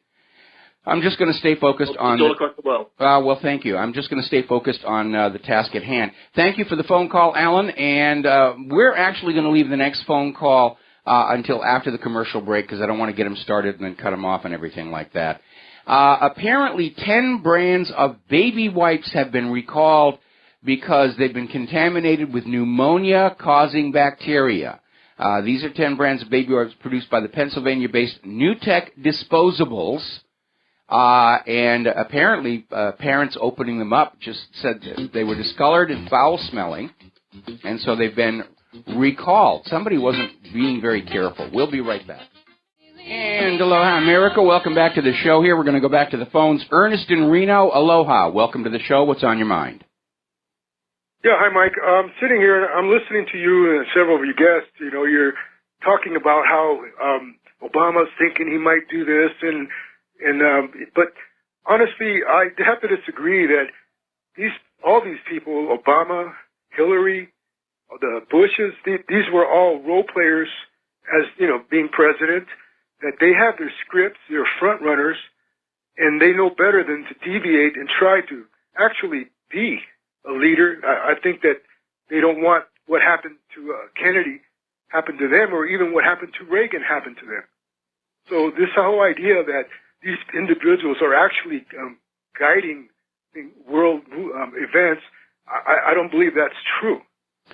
Well, it's an overlapping web of competing powers and interests, and the reason Kennedy was taken out and the reason why Trump is at risk was for going up against the CIA, which has clearly grown way too big for its britches, and now thinks that it, rather than the American people, should be in charge of the government and policy. But we have seen presidents before who push for more and more power, but as long as they're still friends with the CIA, they're generally going to get it. I mean, the Clintons and the Bushes' political fortunes all meet back in the mid-1980s in Arkansas with this Operation Screw Worm, had a couple of other names as well, where the CIA was illegally sending untraceable military weapons to the Nicaraguan Contras, and because it was illegal and there was no tax revenue available for it, they were paying for it all by smuggling cocaine back into the United States and selling it to our kids. And then Governor Bill Clinton was in charge of security, keeping state drug investigators away from the airports where this was all going on, and setting up this money laundry for the CIA, which was this network of land flip deals like Whitewater, Castle Grand, Flowerwood, banks like Madison Guarantee, and the payouts were made through an Arkansas state agency, the Arkansas Development Finance Authority, which was created by Webb Hubbell and signed into law by Bill Clinton. Well, once you're buddy-buddy with the CIA like that, you can go on just doing whatever you want, including murdering the White House deputy counsel, and you can get away with it. And to this very day, if Hillary had one thing that she could point to as her legacy, it's the ability to basically avoid the consequences of her actions for going on 30 years. Mike, as long as you're in compliance with these organizations, of course you can push for a little bit more of what you want. Mm-hmm. But the thing is that this whole agenda, the globalist agenda, as long as you stay within those parameters, that first of all, you seem to from what I hear, that this globalist agenda seemed to have started sometime after World War II, which I believe, and many others, that this globalist agenda has really started the modern version, the turn of the 20th century. That the First World War was started to start an actual organization, a war to end all wars. That was the slogan, but they didn't get that because the League of Nations failed. So they had to start another one. Yeah, the United Nations, which is also starting to fail. Apparently, the U.S. Senate is looking at a bill to cut off all U.S. contributions to the United Nations over the Security Council vote on Israel's settlement. And, yeah, go ahead and do it. It may be, first of all, there's always going to be somebody who wants to form a one-world government all the way back to Alexander the Great, and they tend to overlap and hand off and hand off and hand off. And, yes, even at the turn of the century, there were dreams of a global empire among several different players and parties, and unfortunately it's continuing to the present day. And it's one thing when you're fighting with swords on horseback or even musketry to entertain a global government, but in an age of nuclear weapons, that is a very, very dangerous and outdated concept. And globalists, that doesn't matter. So globalists, the consequences of what might happen is it doesn't matter because they want a complete destruction. They want to rise up like a phoenix and start the New World Order without majority of people here, period. So they don't care about starting a new. Well, I don't know. I don't know how they're going to start a brand new world. When the Earth is a burned out, highly radioactive crisp. And I would like to think that they would restrain themselves in that regard.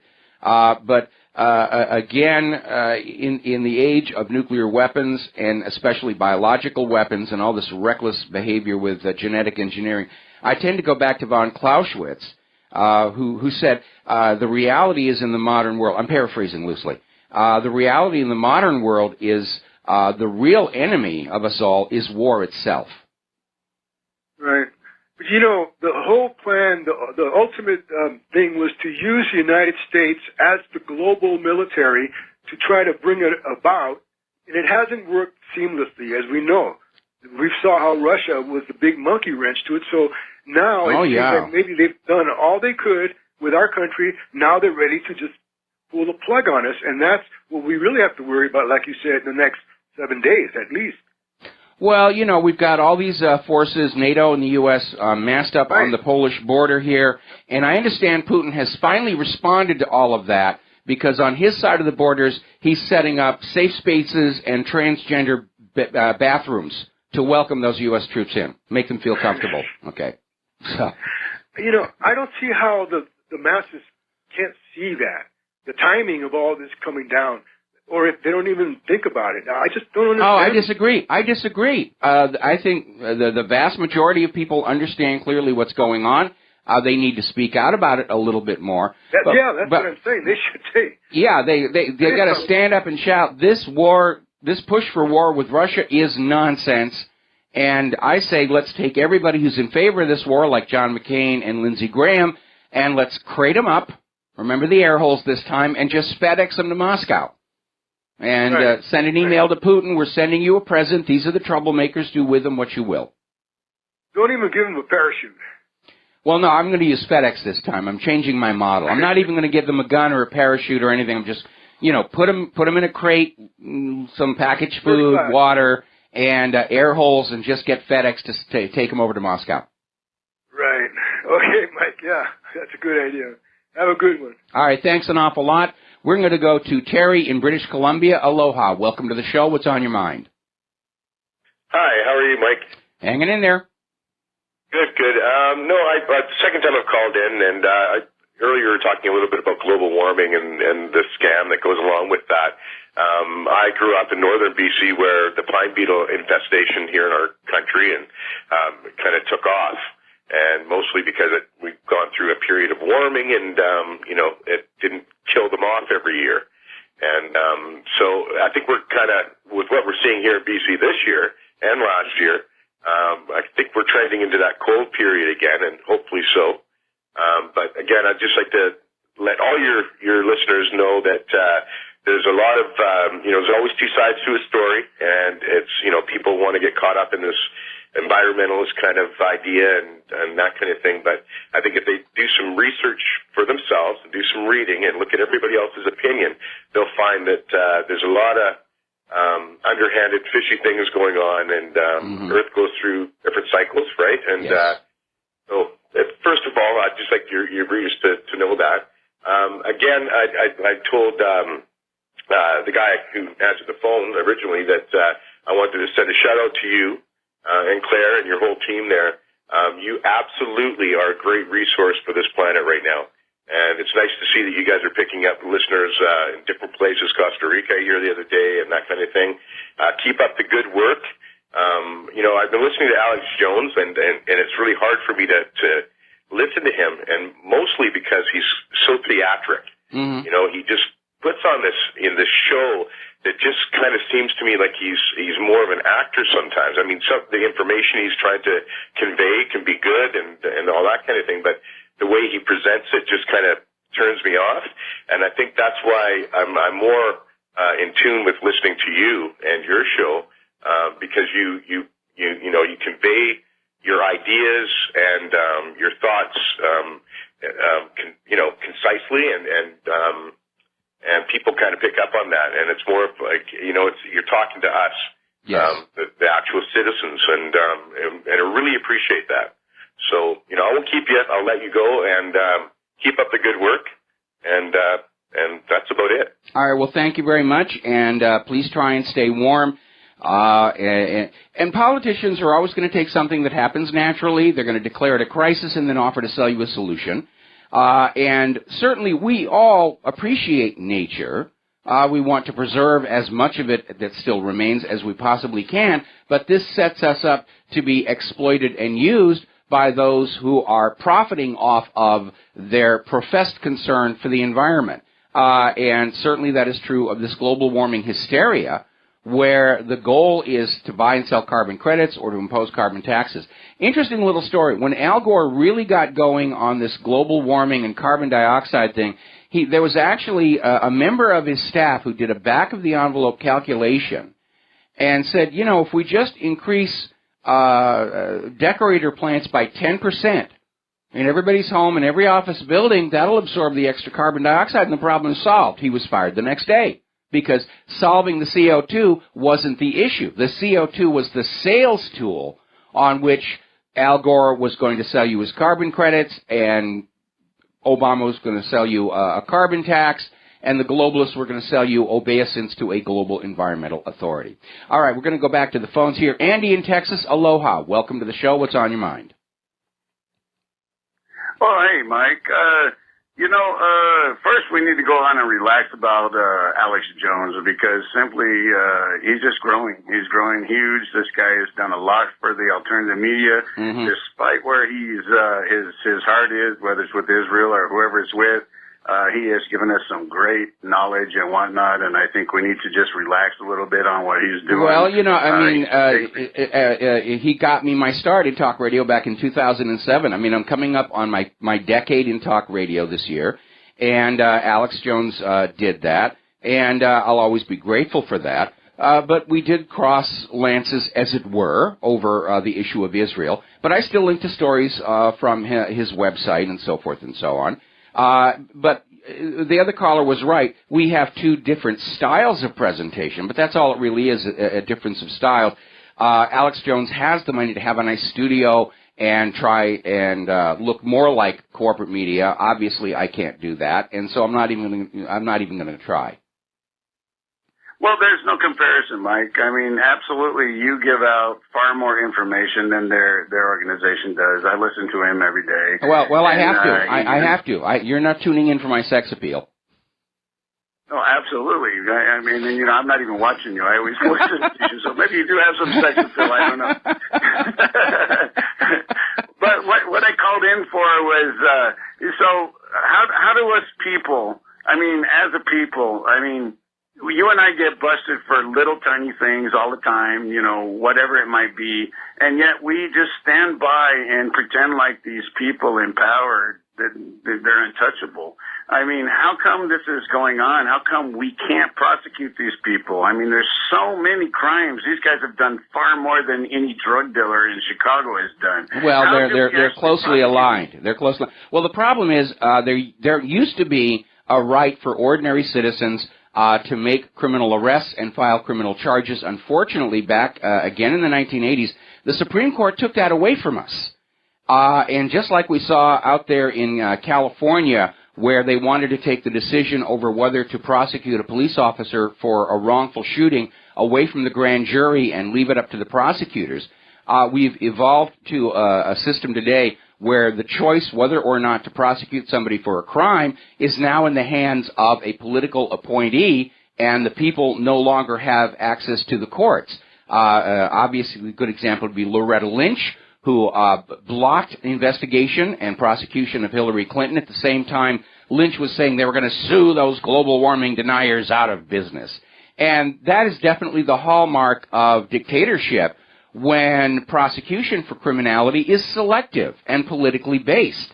And it's certainly not the way this country was set up to be, because we were set up to be a nation ruled by laws to which everybody was subject, from the guy putting tires on your car all the way up to the president themselves.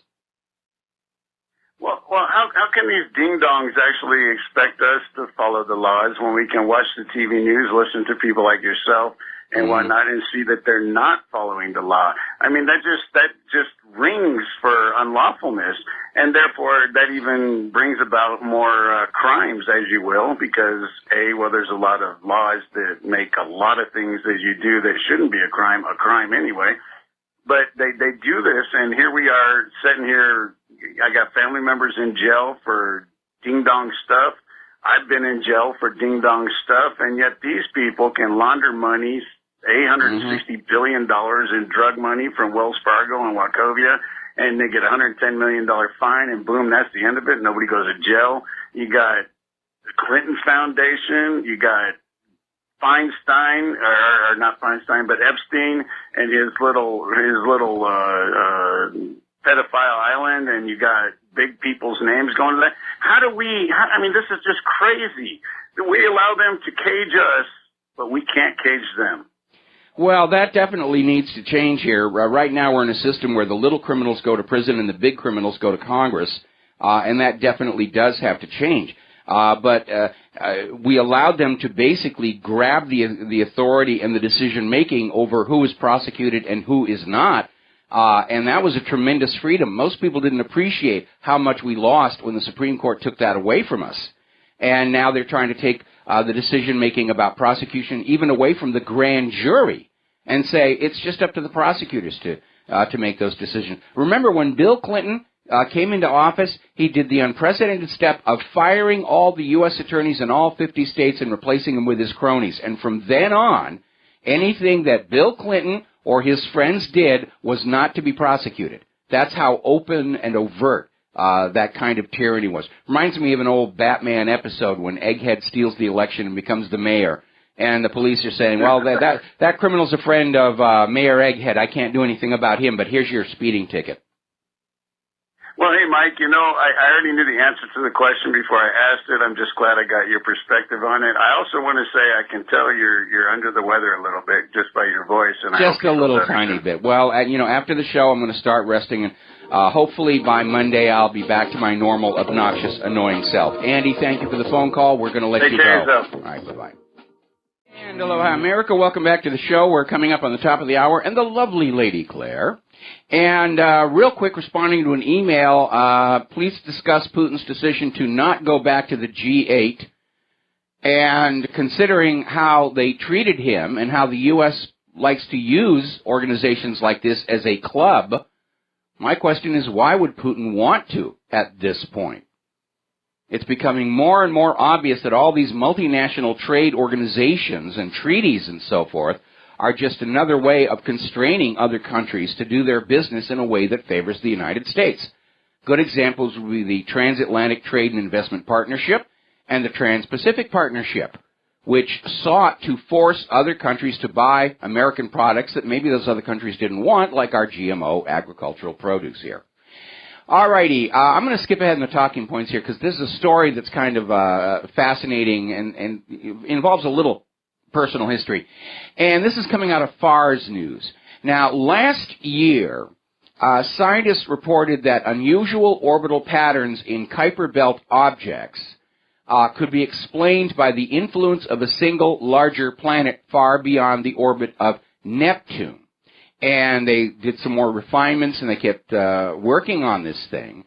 And basically said it's an ice giant, maybe smaller than Neptune, and really very far away from the sun. They were saying it might take 20,000 years to complete a single orbit. Now they're saying that it looks like it's not actually orbiting our sun, it's just whizzing on past.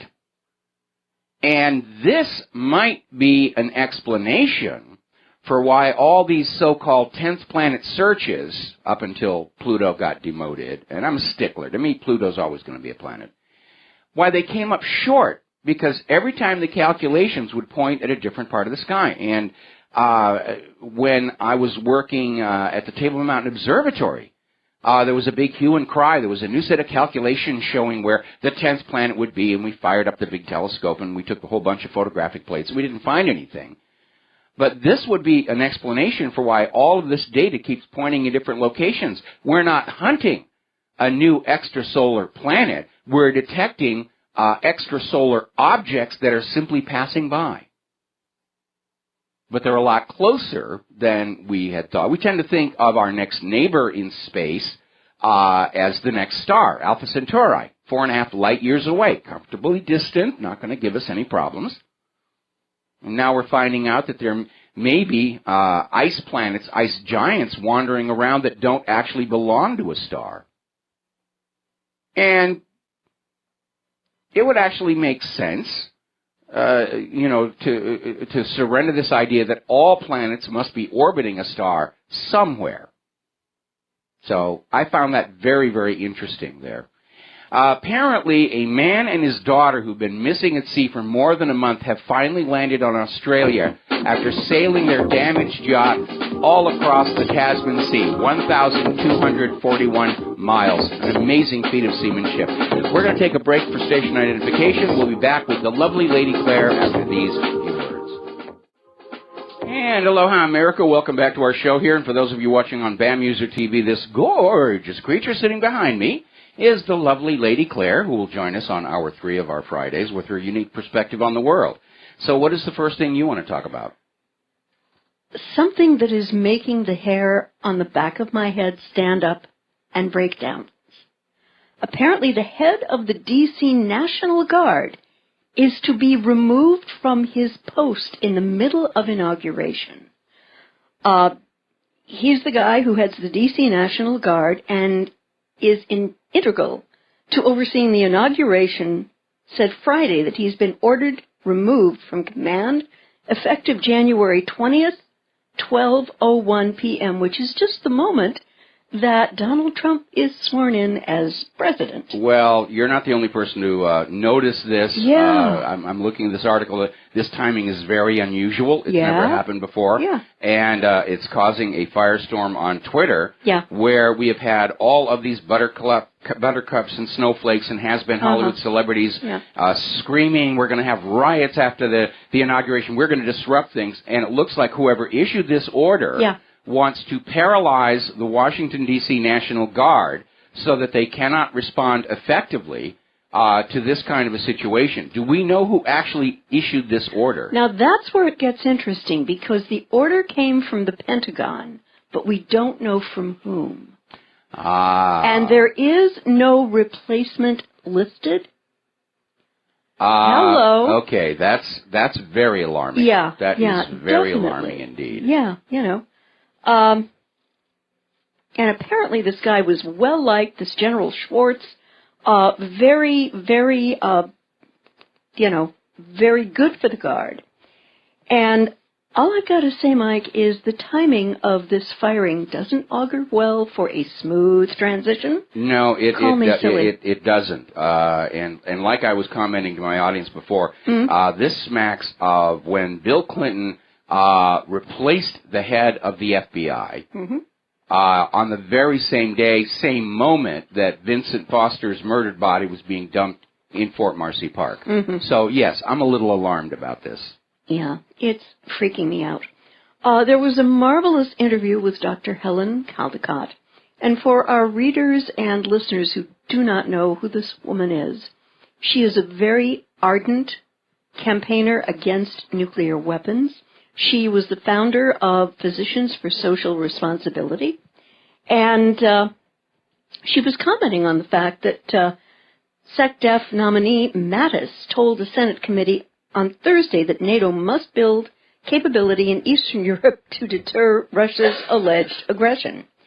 And this came one day after Secretary of State nominee Rex Tillerson testified that the United States would defend NATO states if Russia was invaded. And what she said was there's little or no evidence that Russia is being aggressive toward the NATO countries. And she said this is a lie that the United States insists on maintaining. And Caldicott pointed out that it was the U.S. and NATO, not Russia, that was building up all of these arms on Russia's border to unprecedented levels in Central and Eastern Europe and really exacerbating tensions in the region. And, I don't know about the timing. I do know that it seems rather odd right before Trump's inauguration that all of this stuff is being pre-positioned on Russia's border. Well, again, I don't think they can wait for Inauguration Day. Yeah. I would not be at all surprised to see something happen this weekend. Yeah. They're going to need a few days to get as far as they can into Belarus, which is part of the Russian Republic, as they can to achieve a point where NATO will say, well, we're not going to pull back. Yeah. And there's going to be, Donald Trump's not going to be able to do anything about it. He'll be hamstrung at that point. Yeah. But they're going to need a few days to do that. I was looking at the territory in Google Earth, a lot of rivers. I think it would be very foolish for our military to be commandeering the highways because then they become single-line bombing targets. So I imagine they have a lot of bridging equipment with them. I mean, we were reporting earlier where there's this entire armed brigade that is on the ground ready to march. They just need an excuse. Either Israel is threatening, or either Russia is threatening Israel over Syria, or they're going to use those T-72 tanks, or something. The only thing they're missing to start this war is a way to make it look like somehow this is Russia's fault. Yeah. Or maybe they're going to do something at the inauguration where they're going to say Russia has bombed our capital city or something horrendous like that, which would be a shame. There's a lot of good museums in Washington, D.C. I've never seen. I'd like to be able to go and look at those someday.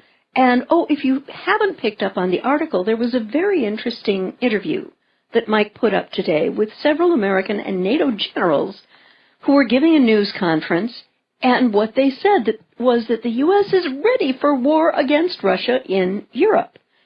And I say this because we are now being distracted by various U.S. agencies who are investigating the activities of other agencies regarding the investigations of the Clinton email scandal. Just like right before we were misdirected, conditized with all the focus on the terrible death of Chandra Levy, a congressional aide to Gary Condit, right before 9/11, we are now getting Clintonized to distract our attention from a coming war with Russia. And everyone out there, please go pick up a few more things, a few more provisions. If you go to a big box store and have a membership, stuff that is going to store well, food, medication for yourself, the family, the pets, the whole enchilada. And water, lots and lots and lots of water. Yeah. And a reminder, when you go to the market and you buy those big jugs of water, the plastic in those jugs is biodegradable. It will not last. Yeah. You need to actually go on out and buy special bottles to hold your, or tanks or bins or whatever, to hold your water. Right. And keep it safe because the bottles that comes in from the market, they fall apart after just a couple of months. Yeah. All right, I would like to now bop over to Asia and Myanmar. Before you bop over, I want to do a shout-out to our on-air affiliates who are just now rejoining our network, and so bop away. Okay. This was an article out of Global Research, again, something we linked to that I find generally quite sober and well-researched and well thought out. And the question the article asks is the U.S. positioning itself for a military presence in Myanmar? And if you look at a map, Myanmar is very interestingly positioned and does border China on some of its border. And the article asks if the U.S. was using the Rohingya crisis as a pretext. Now, apparently, in terms of backstory, the governments of the U.S. and U.K. have spent decades and millions of dollars creating the political opposition fronts that constitute supports for Myanmar's new and first ever state councillor, Aung San Suu Kyi. This support includes backing Suu Kyi's saffron-clad street fronts who make up a nationwide network of monk alliances and associations.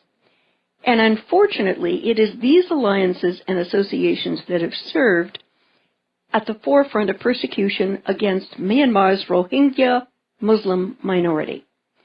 Also, for years, this violent persecution has unfolded in what could only be termed a media blackout across North America.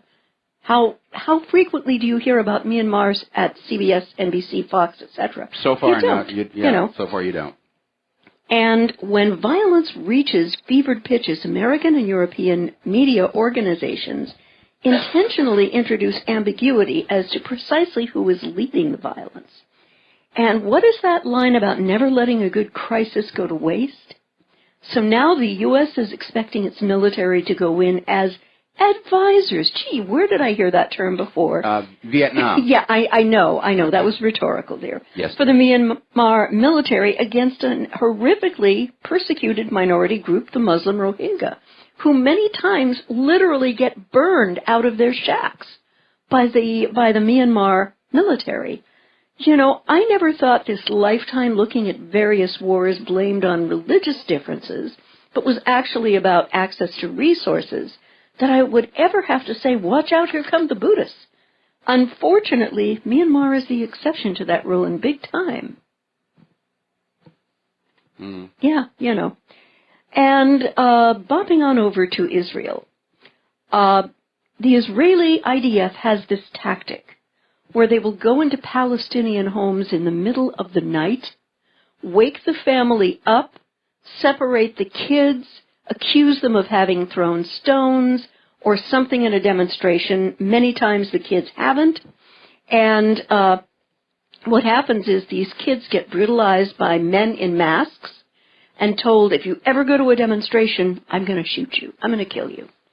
And, you know, I have to tell you that this vicious intimidation of Palestinian kids by masked IDF members is an old stock in trade, and it must take a really manly man to punish innocent kids this way just for being Palestinians.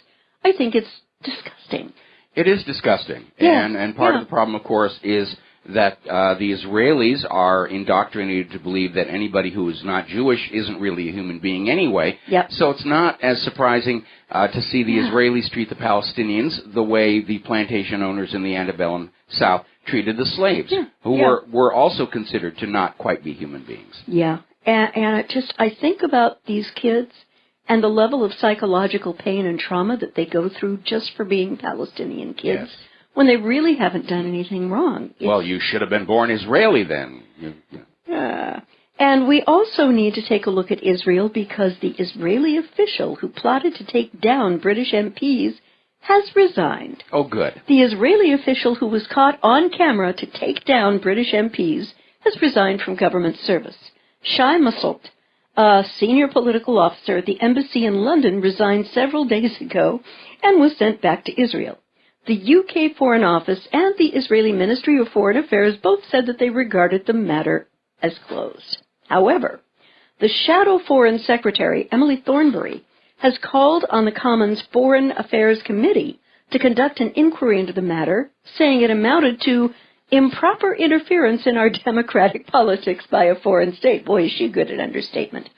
Massoud was filmed by an undercover reporter from Al Jazeera's television investigation units as he talked about taking down MPs he considered hostile to Israel, including Sir Alan Duncan, the former office minister. And Al Jazeera, good on you for this. But I do have a small caveat to the British House of Lords and House of Commons.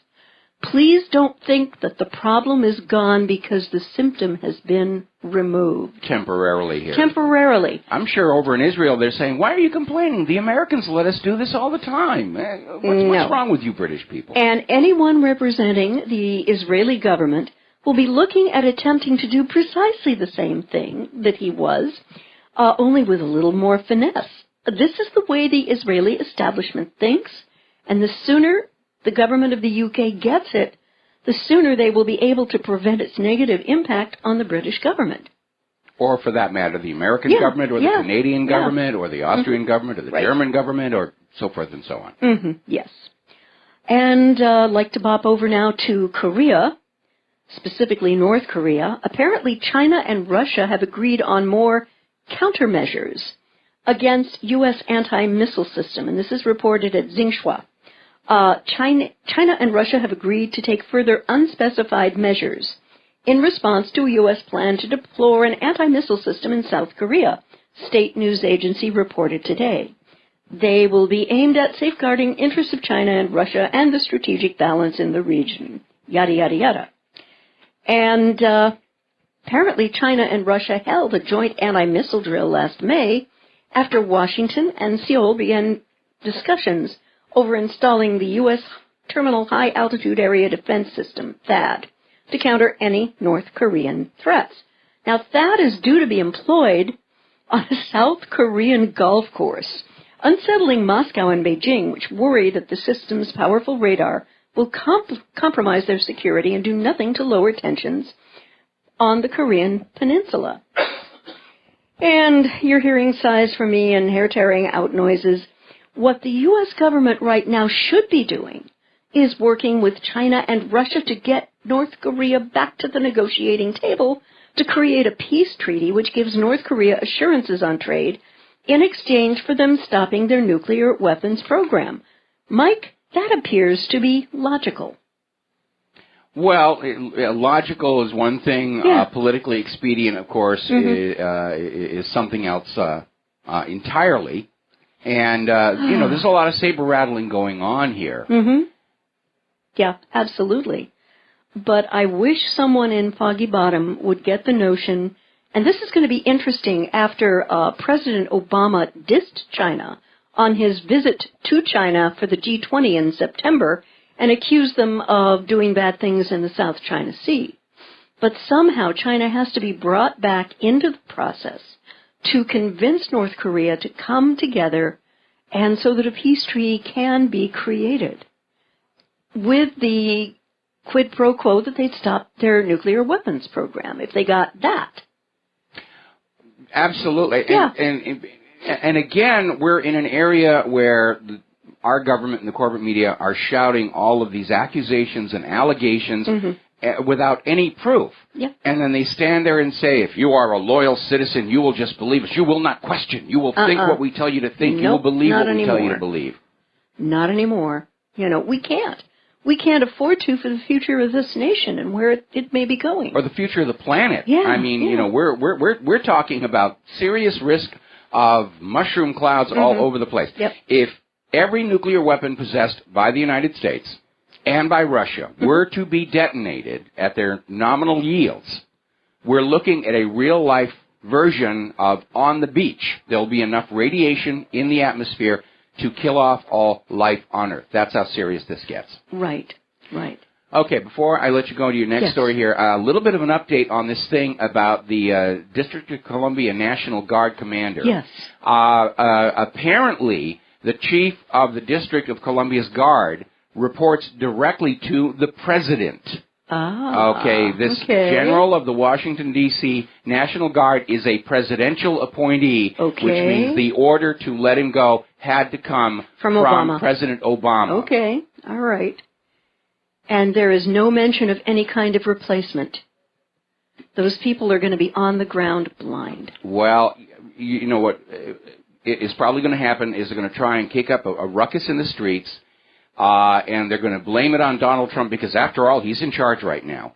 If anybody from Donald Trump's campaign is listening to me, and I'm pretty sure some of you are. Yeah. Okay, Trump needs to have a new commander of the National Guard ready to plug in at 12:02 on Inauguration Day. Right. To be able to walk on in there and say, this is what we're going to do, and this is how we're going to handle the rioting. Yeah, exactly. Over to another embarrassment for the United States, as though it needs any more embarrassments. There have been so many. There was a leaked tape where John Kerry was heard to say that the U.S. watched ISIS rise in Syria and hoped to manage it.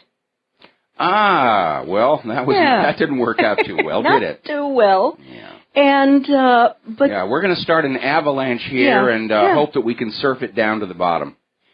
And he made the observation, Nusra makes it hard, he said, referring to Jabhat al-Nusra, the al-Qaeda affiliate in Syria. Nusra and Daesh, ISIS, both make it hard because you have this extreme element out there, and unfortunately some of the opposition has kind of chosen to work with him. Really? Secretary of State? This is absolutely unbelievable to me. That the U.S. government allowed ISIS to grow to destabilize the Syrian government, believing it would push al-Assad to the negotiating table and then he would resign. But al-Assad called for Russian help, which has been the major factor in getting most of the jihadists out of Syria successfully. I want to make a comment here, and I've made it before. Okay. We have seen over the last,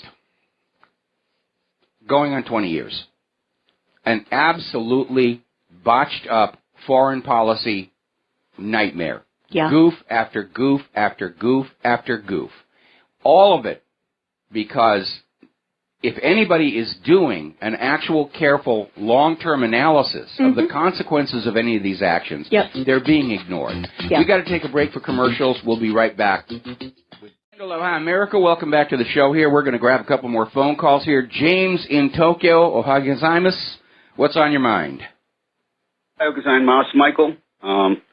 First, I take exception to the guy who was talking about your sex appeal. I think you have great sex appeal. It's one of the only reasons I listen to you. God bless you. Oh, you smoothie. You smoothie. You're going to turn my head. For me, and you have that lovely harp angel. Yes, that part I'll agree with. That part I will agree with here. So what's on your mind? Talking about, sex appeal. Talking about sex. Well, I want to talk about Russia, but first, talking about sex appeal, I saw that Twitter thing that Madonna did of her vagina showing the tattoo or hair, I don't know, but the Nike logo, just do it for the Million Women March. Oh. And I have no problem with anyone. I have no problem with anyone saying whatever they want on Twitter and showing, if they're an adult, pictures of themselves. But what I didn't like about it was the picture looked like someone in their 20s, and that, sir, was fake news. Yeah, that definitely is going to be fake news. I mean, yes, definitely. The funny thing is, many years ago, in fact, when I was working on the Stargate film, the company I was working at was up in this little house in the Hollywood Hills, and we overlooked Madonna's place. And she used to walk around there naked all the time, and back then that was something pleasant to look at. But today, I don't think so. I don't either, and, however, if it wasn't fake news, she might have got my vote. But anyway, Michael, Russia, it really frustrates me, all the stuff going on in Russia. And one of the things that frustrates me most is when a lot of people keep saying Russia was invaded. Russia was invaded. Every news outlet from Bloomberg and everybody. You're talking about Crimea. Crimea was invaded. Crimea, was invaded. And I got in a little tip with some internet hack, Catherine Hughes, and I said, it wasn't invaded. 95% of the people voted for it. And she says, oh, that's because there were people in black masks forcing them to, or they disappeared. And I'm like, not 95% of ethnic Russians they didn't force. Yeah. The UN had different surveys for decades, and they asked the people what they want to do, and they said, yeah, we all like to, and it was always about 95%. You wanted to return to Crimea. To Russia. Yeah. Mm-hmm. Well, again, Russian. She had one point though. She said, "Well, the Russians they forced people into Crimea, and so it was an invasion." And that's the only small point she had, because after World War II, they kicked out a lot of the Crimean Tatars, but I mentioned, this place was ruled by Mongols, and they were kicked out by Romans, who were kicked out by Greeks, and, the whole thing went on and on and on. So, I thought it's very legitimate referendum. Legal under it was legal. It was legal under the United Nations Universal Declaration of Human Rights. Basically, the attitude of the United States of America is, we don't care what the people of Crimea want. We refuse to recognize the vote. Therefore, if they're part of Russia, by default, it's annexation. That's their circuitous logic to get from a free election by the people of Crimea to Russia stole that. And they're staying with the story. And because right now the corporate media is in a panic about hanging on to what little remains of their credibility, you're going to get people like this who are going to say, oh, well, they had people in black, they were threatening them, they were doing this. And the proper response to that every time should be, show me your proof. Show me your proof that Russia had people in black out there threatening to kill the Crimeans. Where's your proof on that? And when they say, well, it was reported by, just say, no, I'm not interested in another report from another corporate media liar. Show me video or photos, and otherwise just shut the heck up. It bugs me, but I remember when Kosovo wanted their independence from Serbia, and Serbia, they didn't approve it, that they can do that. And the U.S. did everything they could militarily to get Kosovo away. And they wanted those Trepka mines to make the They wanted those Trepka. It just bugs me, that's all. Well, it should bug you. I mean, this is supposed to be the 21st century, and we're supposed to have outgrown this idea of walking into other people's countries and bashing their skulls in order to steal their natural resources. But it does seem like we're into a new dark ages where this is now the accepted interaction between nations. Anyway, James, got to let you go. Got to take a break for commercials. More calls when we come on back. And aloha, America. Welcome back to the show here. And courtesy the Washington Post, we're getting a little more clarification on this thing about the commanding general of the Washington, D.C. National Guard. And apparently a part of it is that pro forma presidential appointees, when a new president is coming in, will submit a letter of resignation to basically say, I am going to leave and you can do whatever you want to do. Now, sometimes those letters of resignation are rejected. But in this case, the Trump administration accepted the resignation, and this general plans to retire from the Army at this point anyway. And apparently the Trump transition team has picked out a new commander for the Washington, D.C. National Guard, who is basically taking over just as Donald Trump is sworn in. So the timing is a little upsetting to a lot of people, as is the timing that Trump has ordered all U.S. foreign diplomats to step down from their positions on Inauguration Day. So apparently Trump is definitely trying to establish a big black line between Obama and Trump. And in the context of this revelation, then I'm a little bit less concerned about this. This is more about posturing in politics, although we are still hearing from all those snowflakes and buttercups and has-been celebrities that they're going to go on out there and cause a ruckus. And like I said, we're going to keep an eye on the weather forecast because if the weather continues the way it's going, there's a chance that we could see Washington, D.C. Get hit with a lot of snow, and that would just calm everybody down. We're going to take 2 more phone calls. Then we're going to go back to the Lady Claire. Dennis in Lansing. Aloha. Welcome to the show. What's on your mind? Good evening, Michael and Claire. Good evening to you. I'm a blast from the past.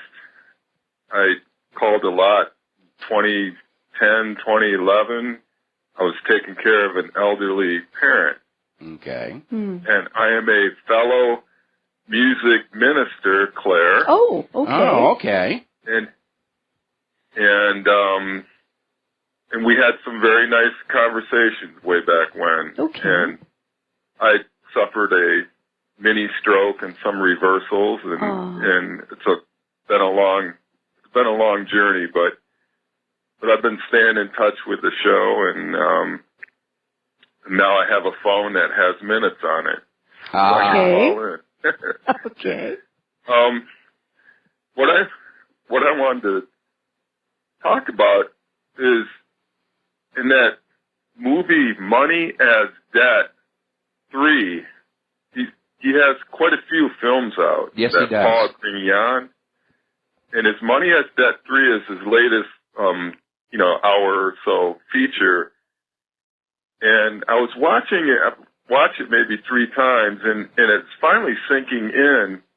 He's talking about self-issued credit based on the value of our labor. That we can actually do this. We could do it through internet exchanges, or you can do it directly. And I personally experienced this recently when a friend of mine for Christmas, he gave me this envelope, and in it was a unique coupon for a local Italian food place where it was an unconditional, no expiration date, free dinner. Mm-hmm. Probably worth maybe $6-7. And I used to be a drinker, and I can relate to people who are dealing with addiction, and I could take that coupon. I live a block away from a little local liquor store. I could take the coupon over there and trade it for, $1.50 so I can buy myself a beer.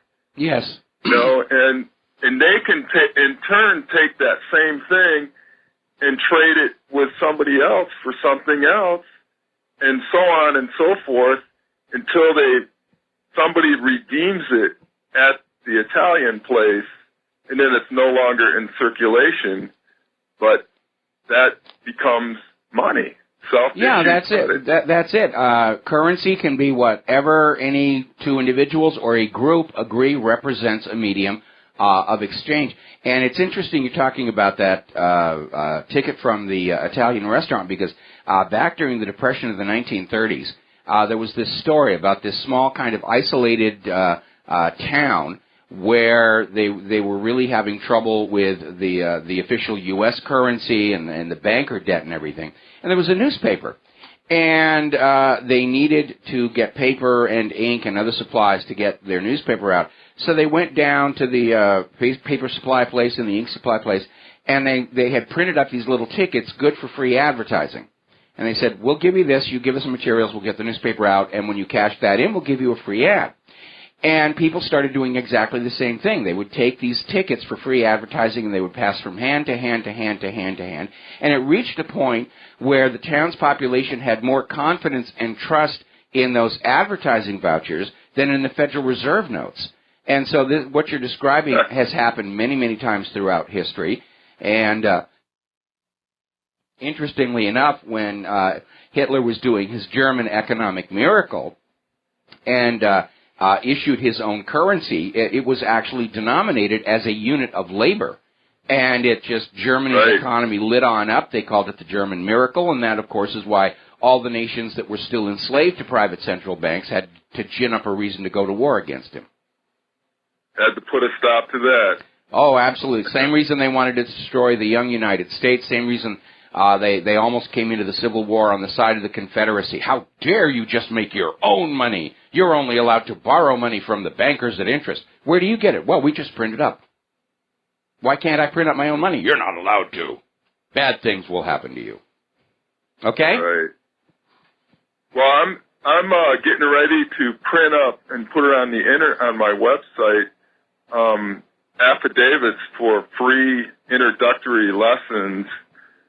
I teach private music lessons. Okay. And I'm going to put that up, and they're going to be worth anywhere from $15 to $26.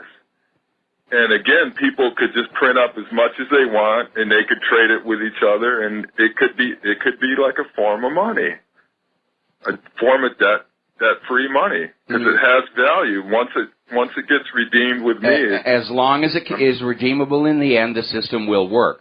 Where it breaks down is like with the Federal Reserve. They overprinted those paper certificates, which they weren't supposed to do under Bretton Woods. Anyway, Dennis, good to hear from you again. We're running out of time, and I need to let you go. We're going to take another phone call and then close the lines for the rest of the show so Claire can have her time on the microphone. Bob in Las Vegas, aloha. Welcome to the show. What's on your mind? Hi, Mike. Hi, Claire. Hope you guys are well. Working on it. Yep. Okay. Mike, thank you for the Manuka honey recommendation. It's really worked wonders, so thank you so much. Good. Mike, I got in a little late on the show, and I don't know if this was discussed, but what happened in Syria yesterday with the Israeli attack on that compound in Damascus, I had thought that the Syrian airspace, with the help of the Russians, was sealed with the S-300s, S-400s, etc.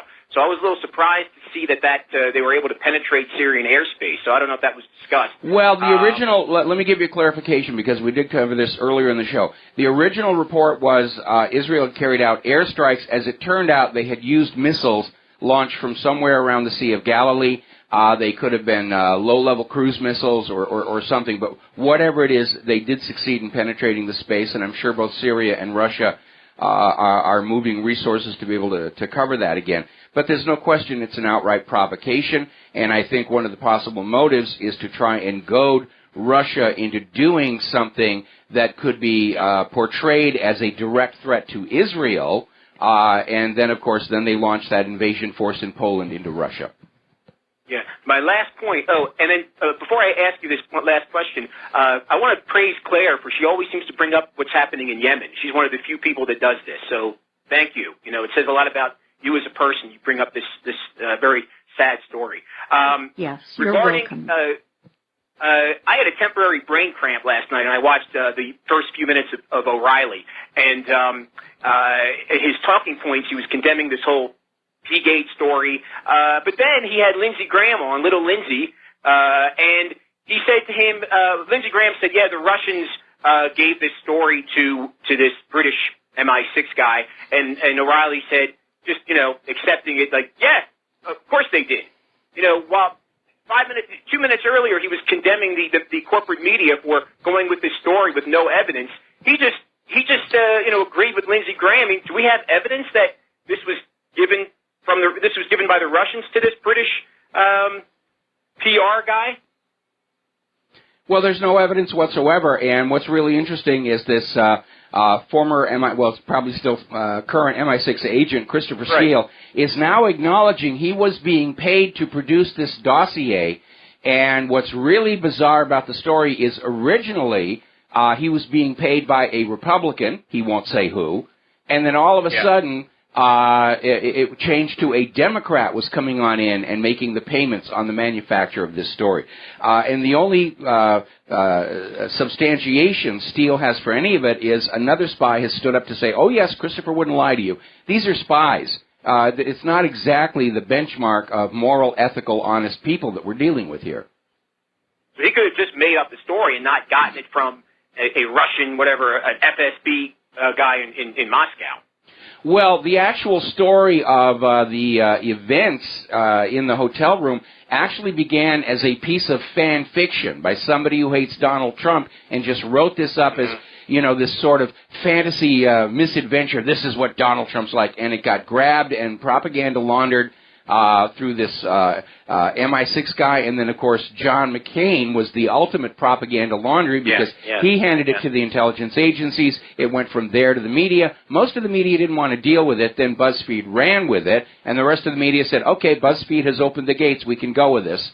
And now they're all hugely humiliated, pointing fingers at each other, and out there screaming, no, we're the real media. You can trust us. We made a mistake, only one. But those people on the Internet, they're all kooks and tinfoil hat wearing wacko conspiracy theorists, and you should never listen to anything that they're saying. They're actually adding curriculum to the public schools in California to teach kids from an early age, you will believe what the government tells you, you will believe what the corporate media tells you, you will not believe anything independent media tells you because they're not approved of by the government. Well, I'm glad I left California, and I'm glad at this point I don't have any kids, because if I had kids growing up going through these public schools, I think it would just, I had to send them to private schools. I couldn't. I agree. If I was fortunate enough to be a parent, I would have my kid in private school. Actually, what am I kidding? At my age, if I'd had a kid, they would have graduated college by now. But it really is very ugly out there. And, of course, all of this is a violation of the First Amendment. But we have a government that has declared war on the American people and on the Bill of Rights. But, Mike, I'm worried about Trump's fate once he becomes president. But I don't think if they want to take him out, I don't think it's going to be via the JFK route. I think it'll be through this phony intelligence and maybe potentially an impeachment. I think that's more likely than just going out and assassinating him and putting it on some lone, like in Paul Craig Roberts' view, some right-wing nut who resents the fact that Trump is quote unquote a stooge of Russia. That they might do that, but he thinks too that it might be it's going to be based on this phony intelligence. Well, that's it exactly, and I think the American people are going to demand a high standard of proof before Congress tries to remove the President of the United States of America. And if they try, they could trigger a civil war or an outright bloody revolution. And I'd like to avoid those outcomes. But on the other hand, we cannot just let an entrenched oligarchical establishment just roll over the American people, roll over the Constitution. We dare not leave our children to suffer under this current system. No responsible parent could ever even consider allowing their children to grow up under a government that just lies to them, takes their money, sends them out to die in wars of conquest, and is a functionally a dictatorship with pretensions and illusions of democracy being not too carefully maintained. But we've reached basically a crossroads here, and we're going to have to make some very hard choices if they try and take Trump out of the White House.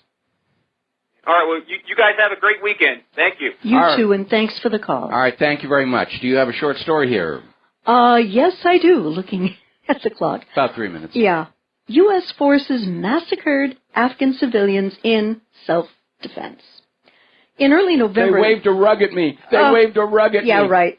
In early November, there was an incident in northern Kunduz province of Afghanistan that resulted in the death of 33 Afghan civilians. And a Pentagon military investigation concluded in a new report today. The troops ordered the airstrike against the village of Baz, and the bombings killed large numbers of civilians within. Now, this report was very quick to shrug off civilian casualties, insisting that the troops had acted in self-defense and that they were clearing the troops of any wrongdoing for calling in the airstrikes against civilian homes within a village, presenting it as an appropriate response. What exactly was the threat that was presented to these soldiers? Well, here you go. I mean, this is so vague and so vacuous. The investigation centered its justification on claims that Taliban forces had fired on troops and might have, been within any given house in the village, concluding that the bombing of all the houses was the minimum force required to neutralize various threats they might conceivably have been under. Okay. So, Mike, back in Vietnam days, we had to destroy that village to save it. So now slaughter and assassination of innocent non-combatants is defined by the U.S. military as self-defense? I mean, come on. What this reminds me of is the response of the papal legate during the Catholic Church's genocide against the French Cathars. When apprised that there were women and children with the men at Montségur, he responded, "Kill them all. God will find his own." I don't think this should have gone down this way at all. Well, I don't either. Yeah. And in a just world, you might want to talk to your imaginary playmate up there about this.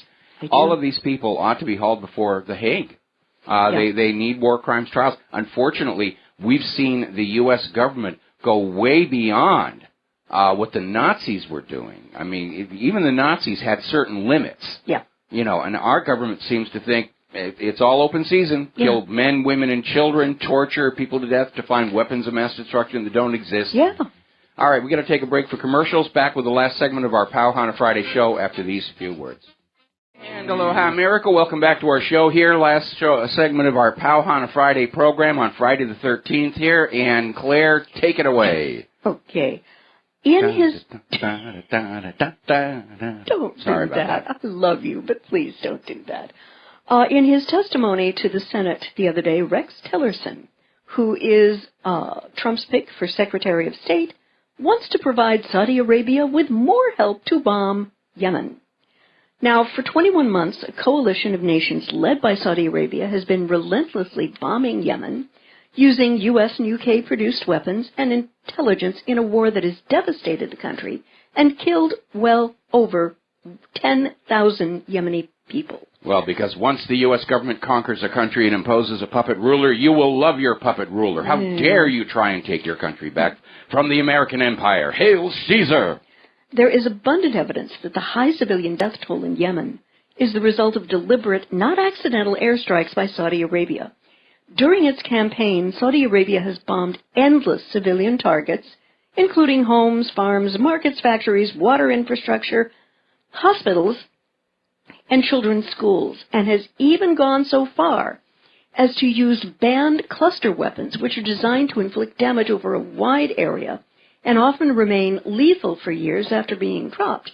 They're also a tremendous attractant to little toddlers because they look so much, and I think they're engineered to look like food packages, and will literally tear a toddler limb from limb. Cynthia McKinney raised a big stink about that when she was still in Congress, which is one of the reasons she's no longer in Congress. Yeah.